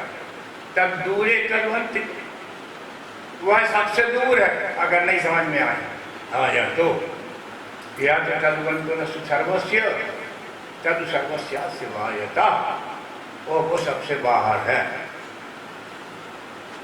तो हम इस पहले श्लोक से जो हमें प्रेरणा लेना चाहिए कि धीरे धीरे हमें अनुभव करें कि हमारे अपने पर के विस्तार में दूसरे लोग भी आ रहे हैं कि नहीं। थोड़ा इसका धर्म पे चल रहे हो तो ये जानना बहुत जरूरी है कि हमारे चिंतन में कुछ फर्क आ रहा है कि नहीं आ रहा। ये कोई और नहीं जान सकता, आप ही को जानना। तो वो आप जब जानने की कोशिश करोगे तो आपके भीतर का विस्तार होगा, और फिर जो है कुछ करना नहीं पड़ेगा। जब ये विस्तार पूरा हो जाएगा तो पूरा परमात्मा जो है समझ में आ जाएगा। तो इसलिए गीता का जो दूसरा है, पहले श्लोक की का जो शिक्षा हमें मिली कि अपने पन का विस्तार करो। अपने बच्चों को प्रेम करते हो, दूसरे के बच्चों को भी अपना समझो, थोड़ी बहुत रेस्ट करो, थोड़ी बहुत रेस्ट करो तो सुधार होता है। तो ये हुआ। संजय हुआ, संजय ने बोला कि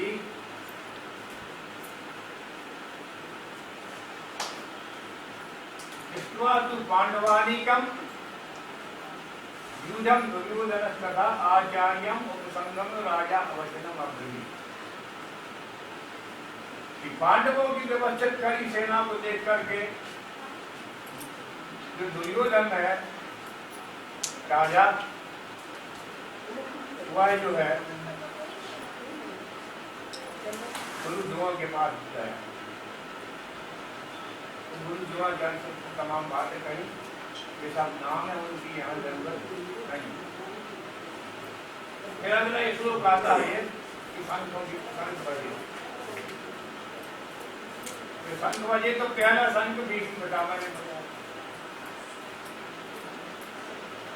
पहला संत भीष्म पितामह ने बजाया, इसका मतलब ये हुआ व्यवहारिक जिंदगी में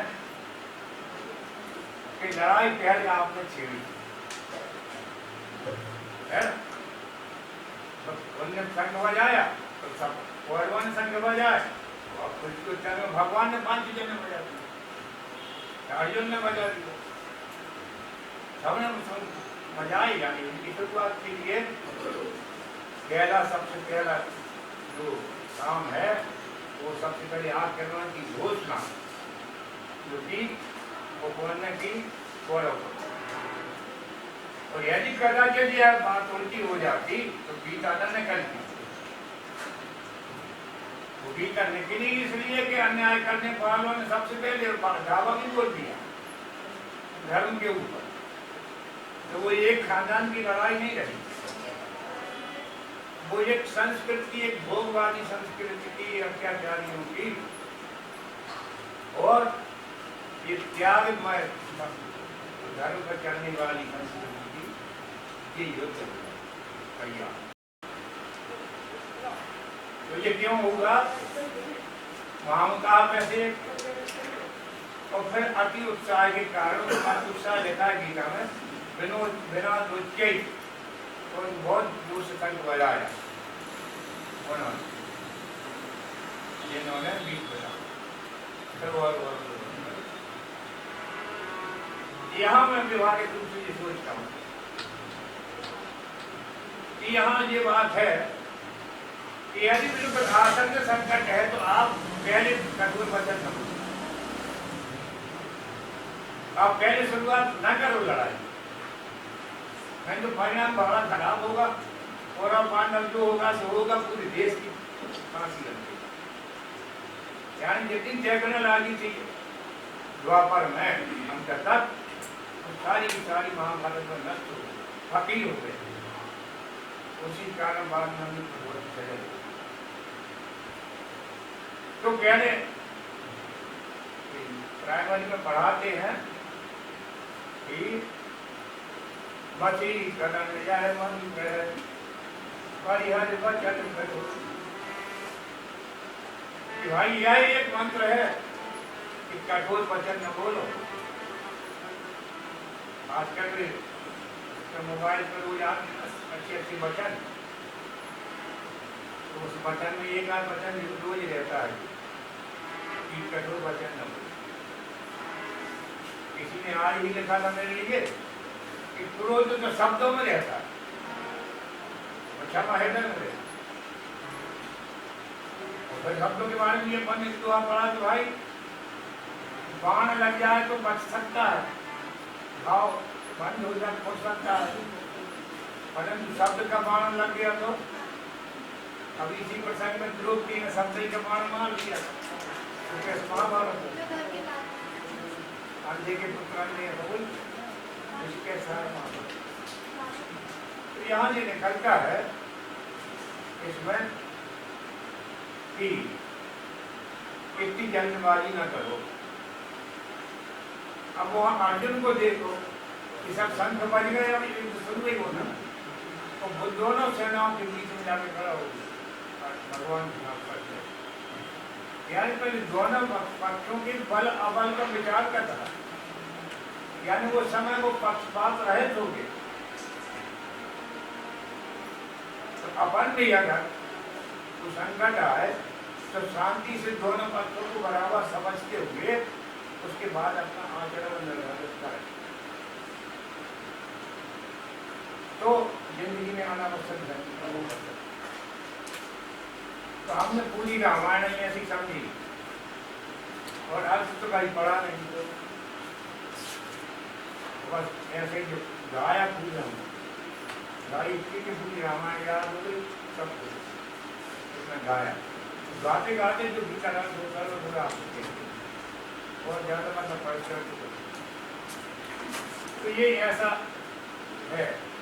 अब इसके विषाद योग पे चर्चा करें तो विषाद योग तो एक पहाड़ हो गया, जैसे हिमाचल पहाड़ विषाद।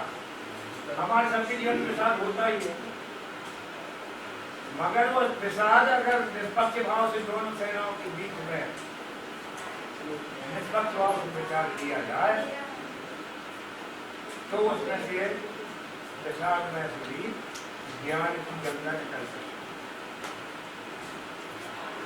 अर्जुन ने भी दोनों सेनाओं के बीच में करवाया, भगवान ने जो कुछ कहा उससे जो गंगा बही वो दूसरे अध्याय से 18वें अध्याय तक बीता। पहला अध्याय के साथ योग है, ये उद्गम स्थान इसका अपने बीता के अमृत में डूब गया। ये स्तन है मान लो गाय का, शाम देर का, इसी में से दूसरे करता है। दूसरे अध्याय से लेकर के 18वें अध्याय तक करता है। और बारीकी से विचार करें दूसरे अध्याय से लेकर 15वें अध्याय तक।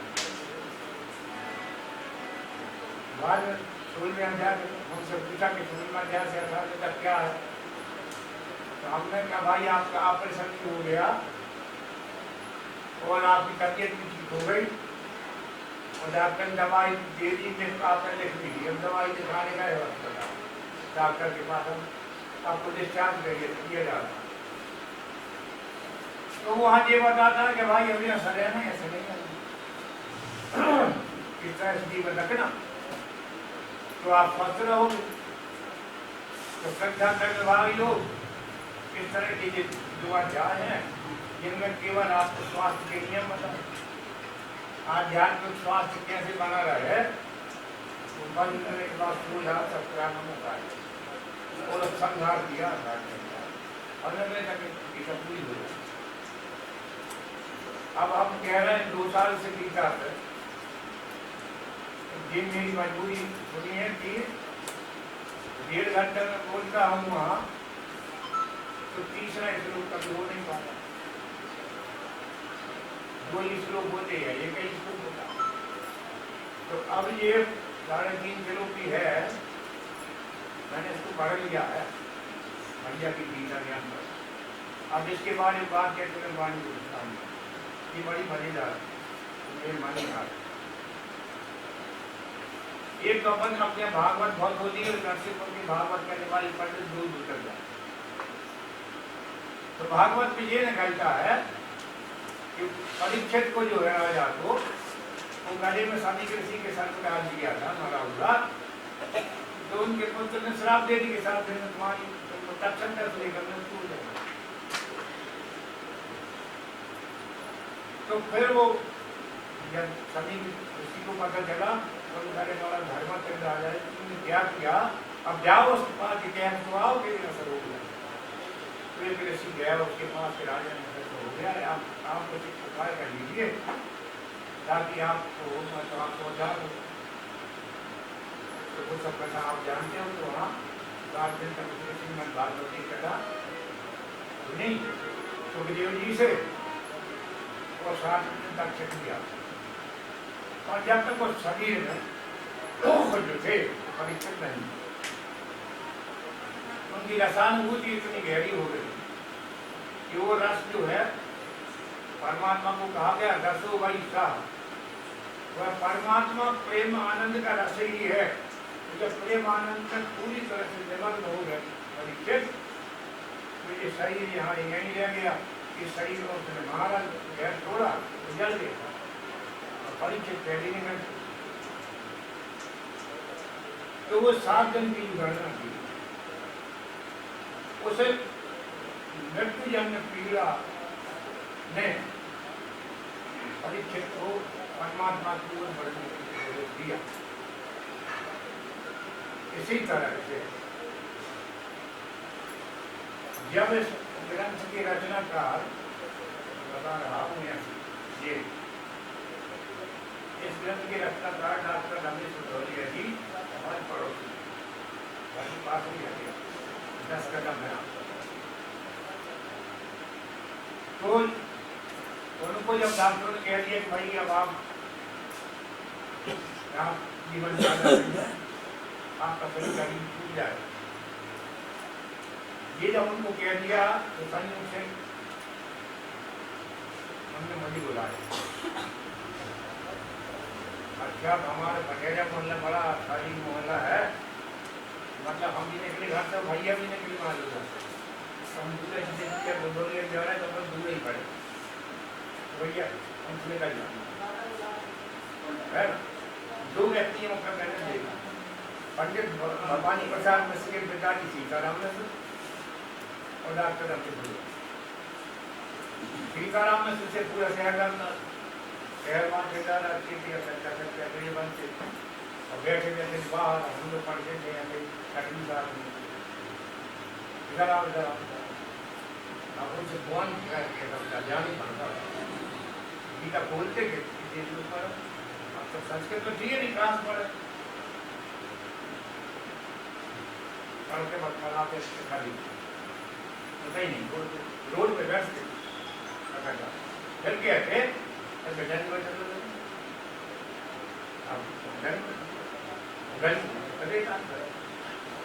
किसकी नाती हो जानते नहीं नाती पूछते, हम लोग कुलियों में स्वभाव जाते कि आप ज्यादा बैठे कैसे डॉक्टर साहब ने करते थे आगे तो हम पीछे से करते मान लो हम देखा ऊपर यही जा रहा है अब ऊपर ये जहाँ तक सामने ना हो। पर उस दिन उन्होंने मुझे बुलाया, नाम लेकर बोले यहाँ आओ, खड़े हो गए कहने लगी डॉक्टर ने ऐसे ऐसा कह दिया है, मेरे पास कम समय बचा है, मुझे गीता के ऊपर एक रचना करना पसंद हो, तुम मुझे बताओ मुझे क्या करना। तो मैंने कही आपने कैसे कर सकता हूँ, नहीं आपके छोटे बड़े का समय नहीं हमारा बताना। तो मैंने कहा कि भैया हमारे पास यार आप अभी हमारे घर ऊपर के कमरे में हमारे गुरु महाराज होते हुए हम वहीं टेबल कुर्सी लगा के आ गए, तो वहीं सब लेखन सामग्री तो वहीं बैठ के लगो नहीं के सामने। तो वहाँ कोई काल की गति नहीं है महाराज जी हमारे यहाँ से, तो वहीं ये बोलेगा। महाराज जी ने कहा 15 दिन पहले मेरे साथ ध्यान करो, जब गीता का तत्व तुम्हारे भीतर बैठ जाएगा उतर जाएगा तब मैं कहूँगा हाँ जाओ अपनी। तो मुझे 20 दिन बैठ के हमारे घर में तो उनका ये आलम था कि वो 3 बजे स्नान करके हमारे घर आ जाते थे, रात 3:30 बजे 3 बजे डॉक्टर बोल दिया स्नान करके आ जाते थे। 20 दिन जब बैठे महाराज जी का अपनी गीता बात करता है जाओ देखो आप कुछ नहीं भैया चतुर्मास महाराज जी का अक्टूबर में पूरा होता है। मेरा जन्म 11 अक्टूबर का है, 11 ही अक्टूबर को डॉक्टर सिरोदिया ने गीता करके कर दिया। मेरा जन्मदिन भैया का निर्वाण दिवस और महाराज जी का चतुर्मास सब एक साथ मुझे होगा गीता ज्ञान प्रभावित और इसको प्रकाशित करने में 17 वर्ष लगे। तो मैंने बताया कि जो परीक्षण के साथ हुआ कि मृत्यु डिक्लेयर हो गई और मृत्यु का जो टेंशन बना आएगा उसने परमात्मा को प्रेरित किया। ठीक वही घटना हमारे मोहल्ले डॉक्टर बदौलिया साहब घटी, डॉक्टर ने कह दिया आपको समझ नहीं आता। उस समझने से सुखदेव आ गए थे तो उन्होंने 7 दिन में पूरा ज्ञान दे दिया। सुखदेव की जगह हमारे घर में हमारे गुरु महाराज ने उनको ये इसके लिए आशीर्वाद दिया और ये जब तक उनका शरीर नहीं टूटा जब तक तो ये जो है एक असाधारण घटना है।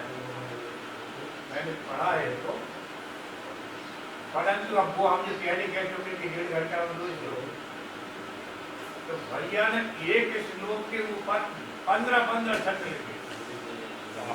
एक भी शब्द अगर रह गया क्लियर होने के लिए तो एक छंद कर एक श्लोक पर 15 छंद नहीं है। और उसमें कहीं आपको बौद्ध धर्म की भी और कहीं जैन धर्म की भी छाया मिल जाए, क्योंकि उसके ऊपर ही बहुत विषय कर रखा और सारे उपनिषदों के सूत्र और सारा ब्रह्म सूत्र का ज्ञान ऐसा उन्होंने लिखा है। तो एक दिन हम ही से आप ही के परिवार के सदस्य ने कहा कि ये बात समझ में नहीं आती कि मैंने भी एक टीका ली थी गीता के ऊपर, सबसे पहले तो गीता की टीका गीता पर के नाम से हमसे जो संबंध है सबने पढ़ी है एप्रिसिएट हुई बहुत। तो वे लोग बोले गुरु जी आपकी सबने की समझ में आ जाती है और डॉक्टर साहब के लिए समझ में नहीं आती। तो हमने कहा भाई डॉक्टर साहब हम जमीन की बात रखते हैं केवल उसका जितनी हम जानते हैं और वे जानते हैं बहुत। तो उन्होंने कहीं से कुछ जोड़ा नहीं है ज्ञान का कोई ऐसा और एक भी शब्द अगर क्लियर नहीं होगा तो एक दो छंद और लिखे एक क्लियर करने के लिए उन्होंने और मैं आपको एक उनका नमूना दे रहा हूँ कितने मैंने डायरी को कुछ लिखता जा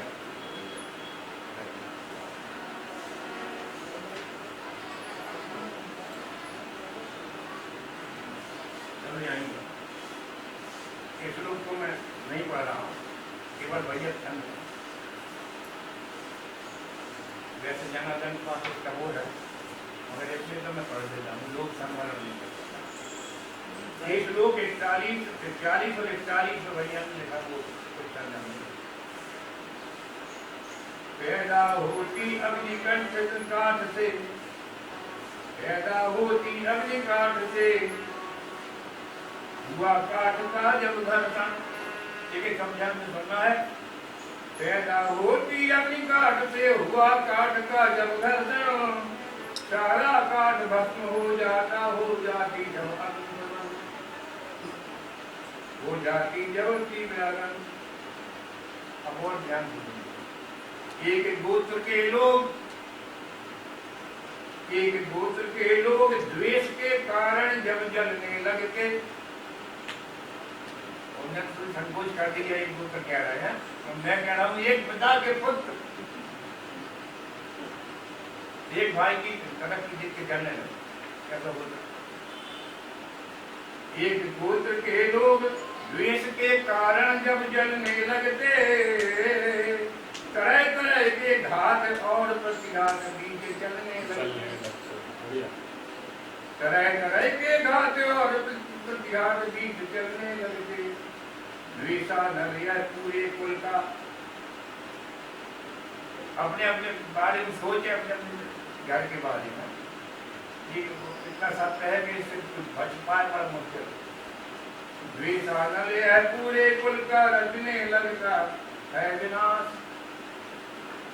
एक व्यक्ति का दिमाग खराब होता है, पूरा घर का खराब। द्वेषानल्य पूरे कुल का, रचने लगता है विनाश। कुल का क्षय होने से होने लगता है स्वधर्म का नाश। धीरे धीरे बीमारी बढ़ती, कुल का क्षय होने से होने लगता है स्वधर्म का नाश। धर्म सनातन मिटने लगता, धर्म सनातन मिटने लगता, पैर पाप के बढ़ते हैं। ये घर की बात थोड़ी, अपने घर की बात है। इस तरह से धर्म सनातन मिटने लगता, पैर पाप के बढ़ते हैं। हो जाता कुल का विनाश, बस पापा चाल उभरते हैं।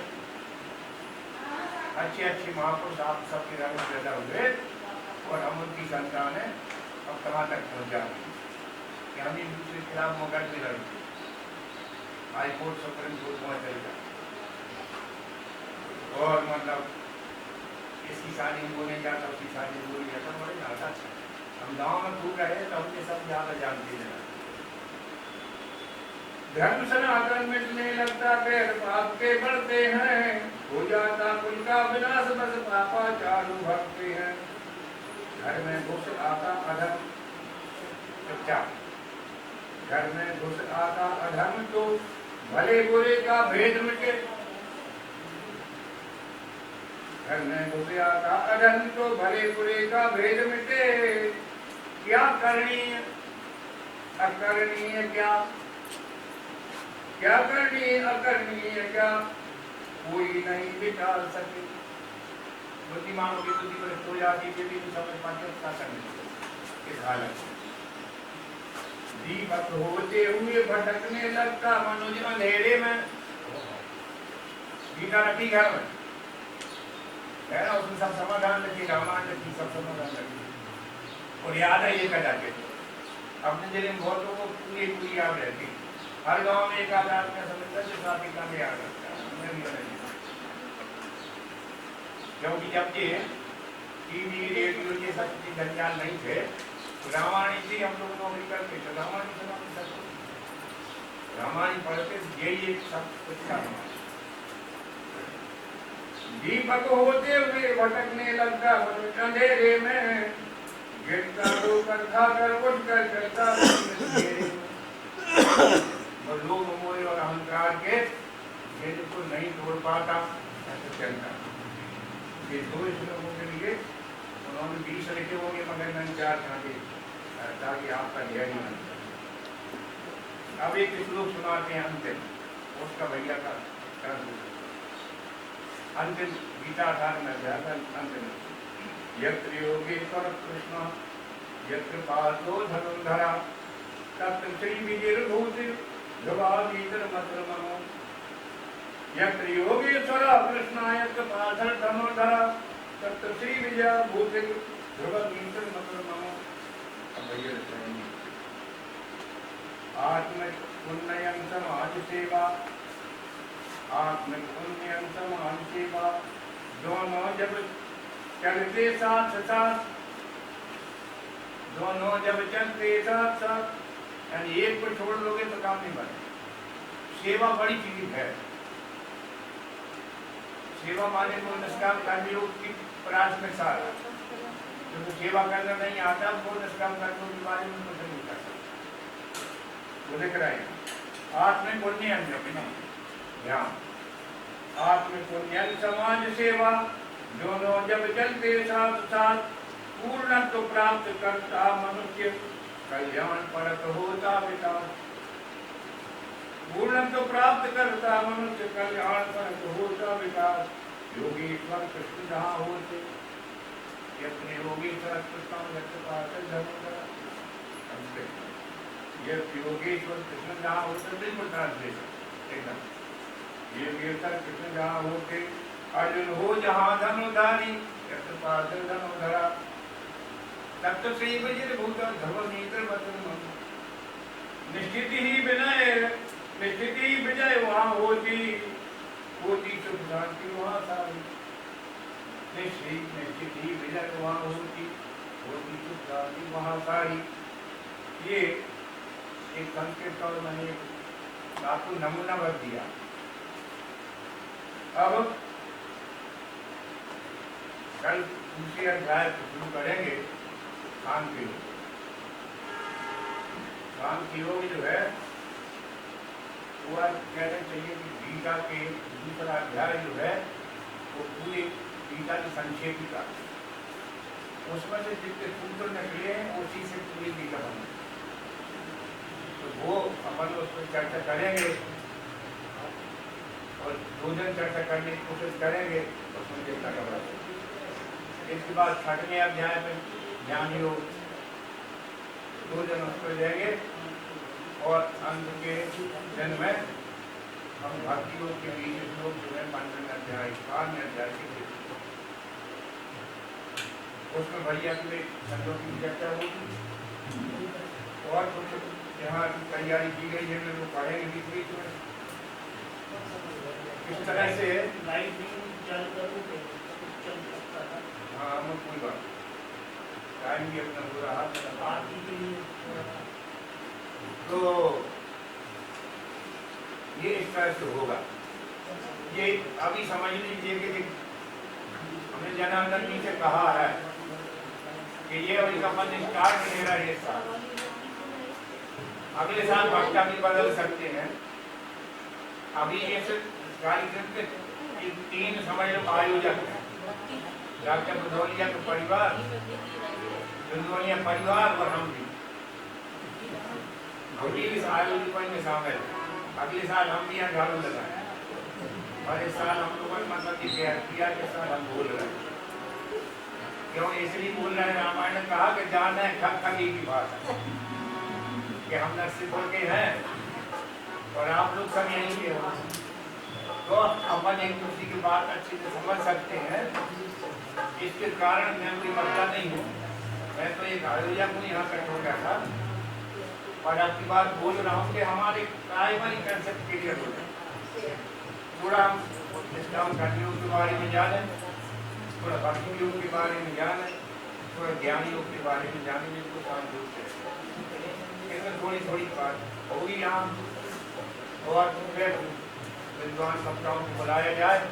हमने जनार्दन से कहा कि भाई ना हो जाए 6 दिन का 7 दिन चाहे 3 दिन का क्यों ना हो, मगर हर वर्ष क्या ये नहीं करूँ मैं बड़े हाल की अपन को जरूरत पड़ने वाली नहीं है, क्योंकि ये इतने लोग बैठे हैं वे तो बड़ा मैं सोचता हूँ कि आभारी है ना, क्योंकि इसमें कहीं तो कोई ऐसी चीज़ तो कह नहीं सकता मैं कि जिसमें बड़ा आनंद आ जाए, है ना।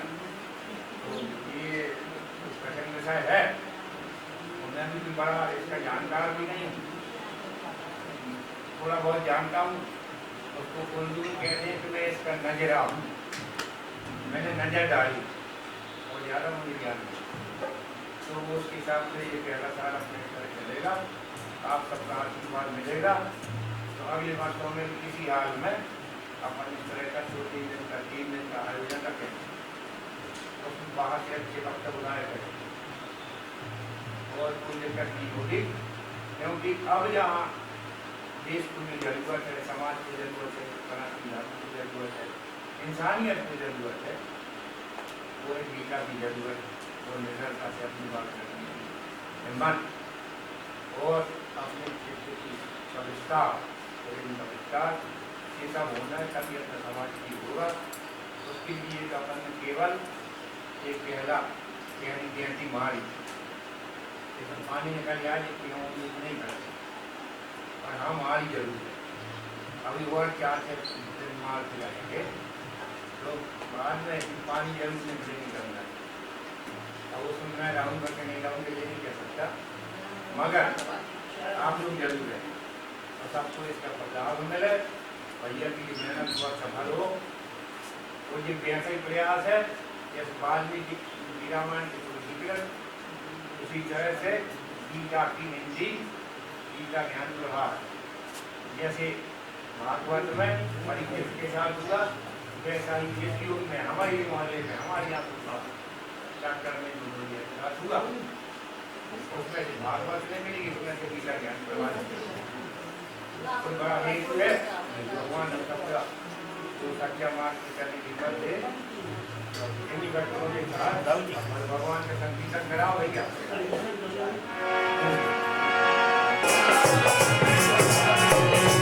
और मैं सभी से चाहूँगा अपना आशीर्वाद देते हुए सभी कर्मचारियों की सेवा में जरूर देते हैं।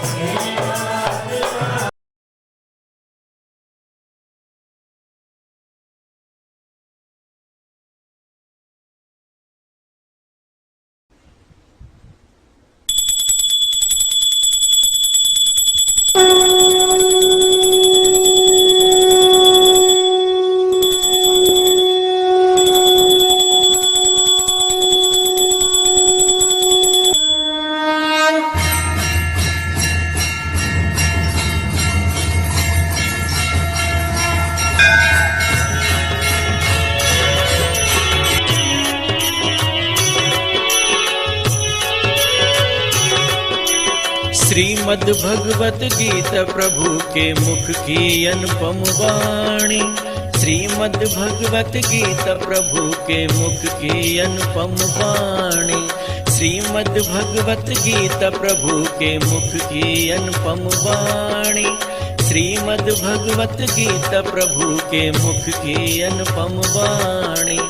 शेष गणेश महेश सभी ने महिमा अमित बखानी। श्रीमद् भगवत गीता प्रभु के मुख की अनुपम वाणी। श्रीमद् भगवत गीता प्रभु के मुख की अनुपम वाणी।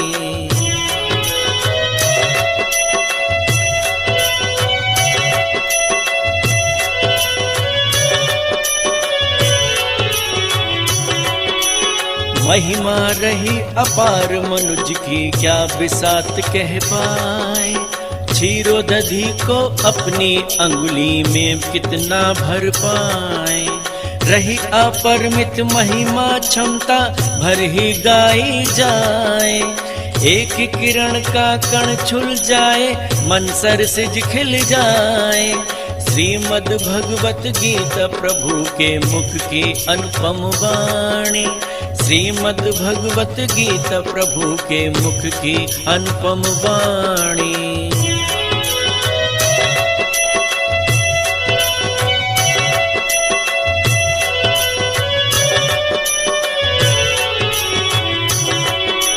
सार सभी शास्त्रों का इसमें रहा समाहित सारा। पद्मनाभ भगवान विष्णु के मुख से निश्वत धारा। शास्त्रों से बढ़कर यह प्रभु की वाणी भगवत गीता। वेद शास्त्र ब्रह्मा जी गाते रहते गान उसी का। श्रीमद् भगवत गीता प्रभु के मुख की अनुपम वाणी। श्रीमद् भगवत गीता प्रभु के मुख की अनुपम वाणी।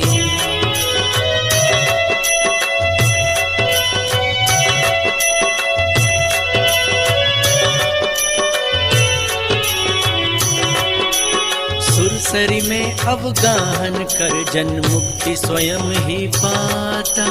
गीता का अवगाहन होता मुक्त मुक्ति का दाता। गंगा से बढ़कर है गीता गायत्री से बढ़कर।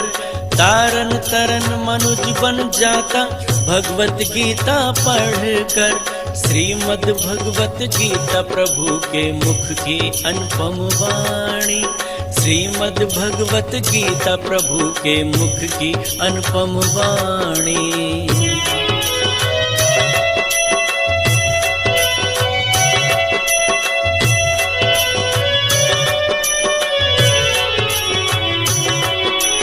कहते हैं भगवान स्वयं मैं रहता हूँ गीता में। गीता मेरा श्रेष्ठ धाम है ज्ञानाश्रय गीता में। त्रिभुवन का पालन करने में बनता ज्ञान सहारा। निसंदेह मुक्ति पाता है इसका पालनहारा। श्रीमद् भगवत गीता प्रभु के मुख की अनुपम वाणी। श्रीमद् भगवत गीता प्रभु के मुख की अनुपम वाणी।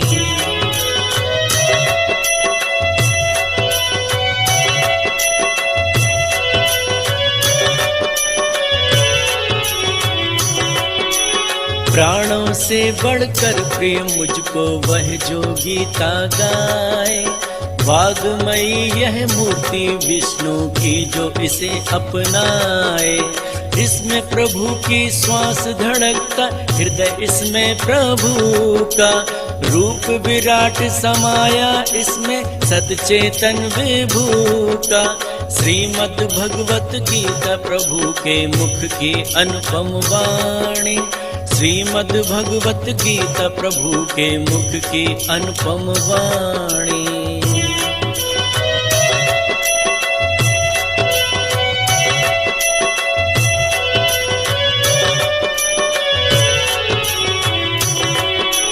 तन में मन में वाणी में जिसके गीता रम जाती। आदि व्याधि उसके जीवन में कोई ठहर न पाती। गीता की प्रतिमूर्ति बन वह मनुज स्वयं सुख पाता। पारसवत छू देता जिसको वह कंचन बन जाता। श्रीमद् भगवत गीता प्रभु के मुख की अनुपम वाणी। श्रीमद् भगवत गीता प्रभु के मुख की अनुपम वाणी।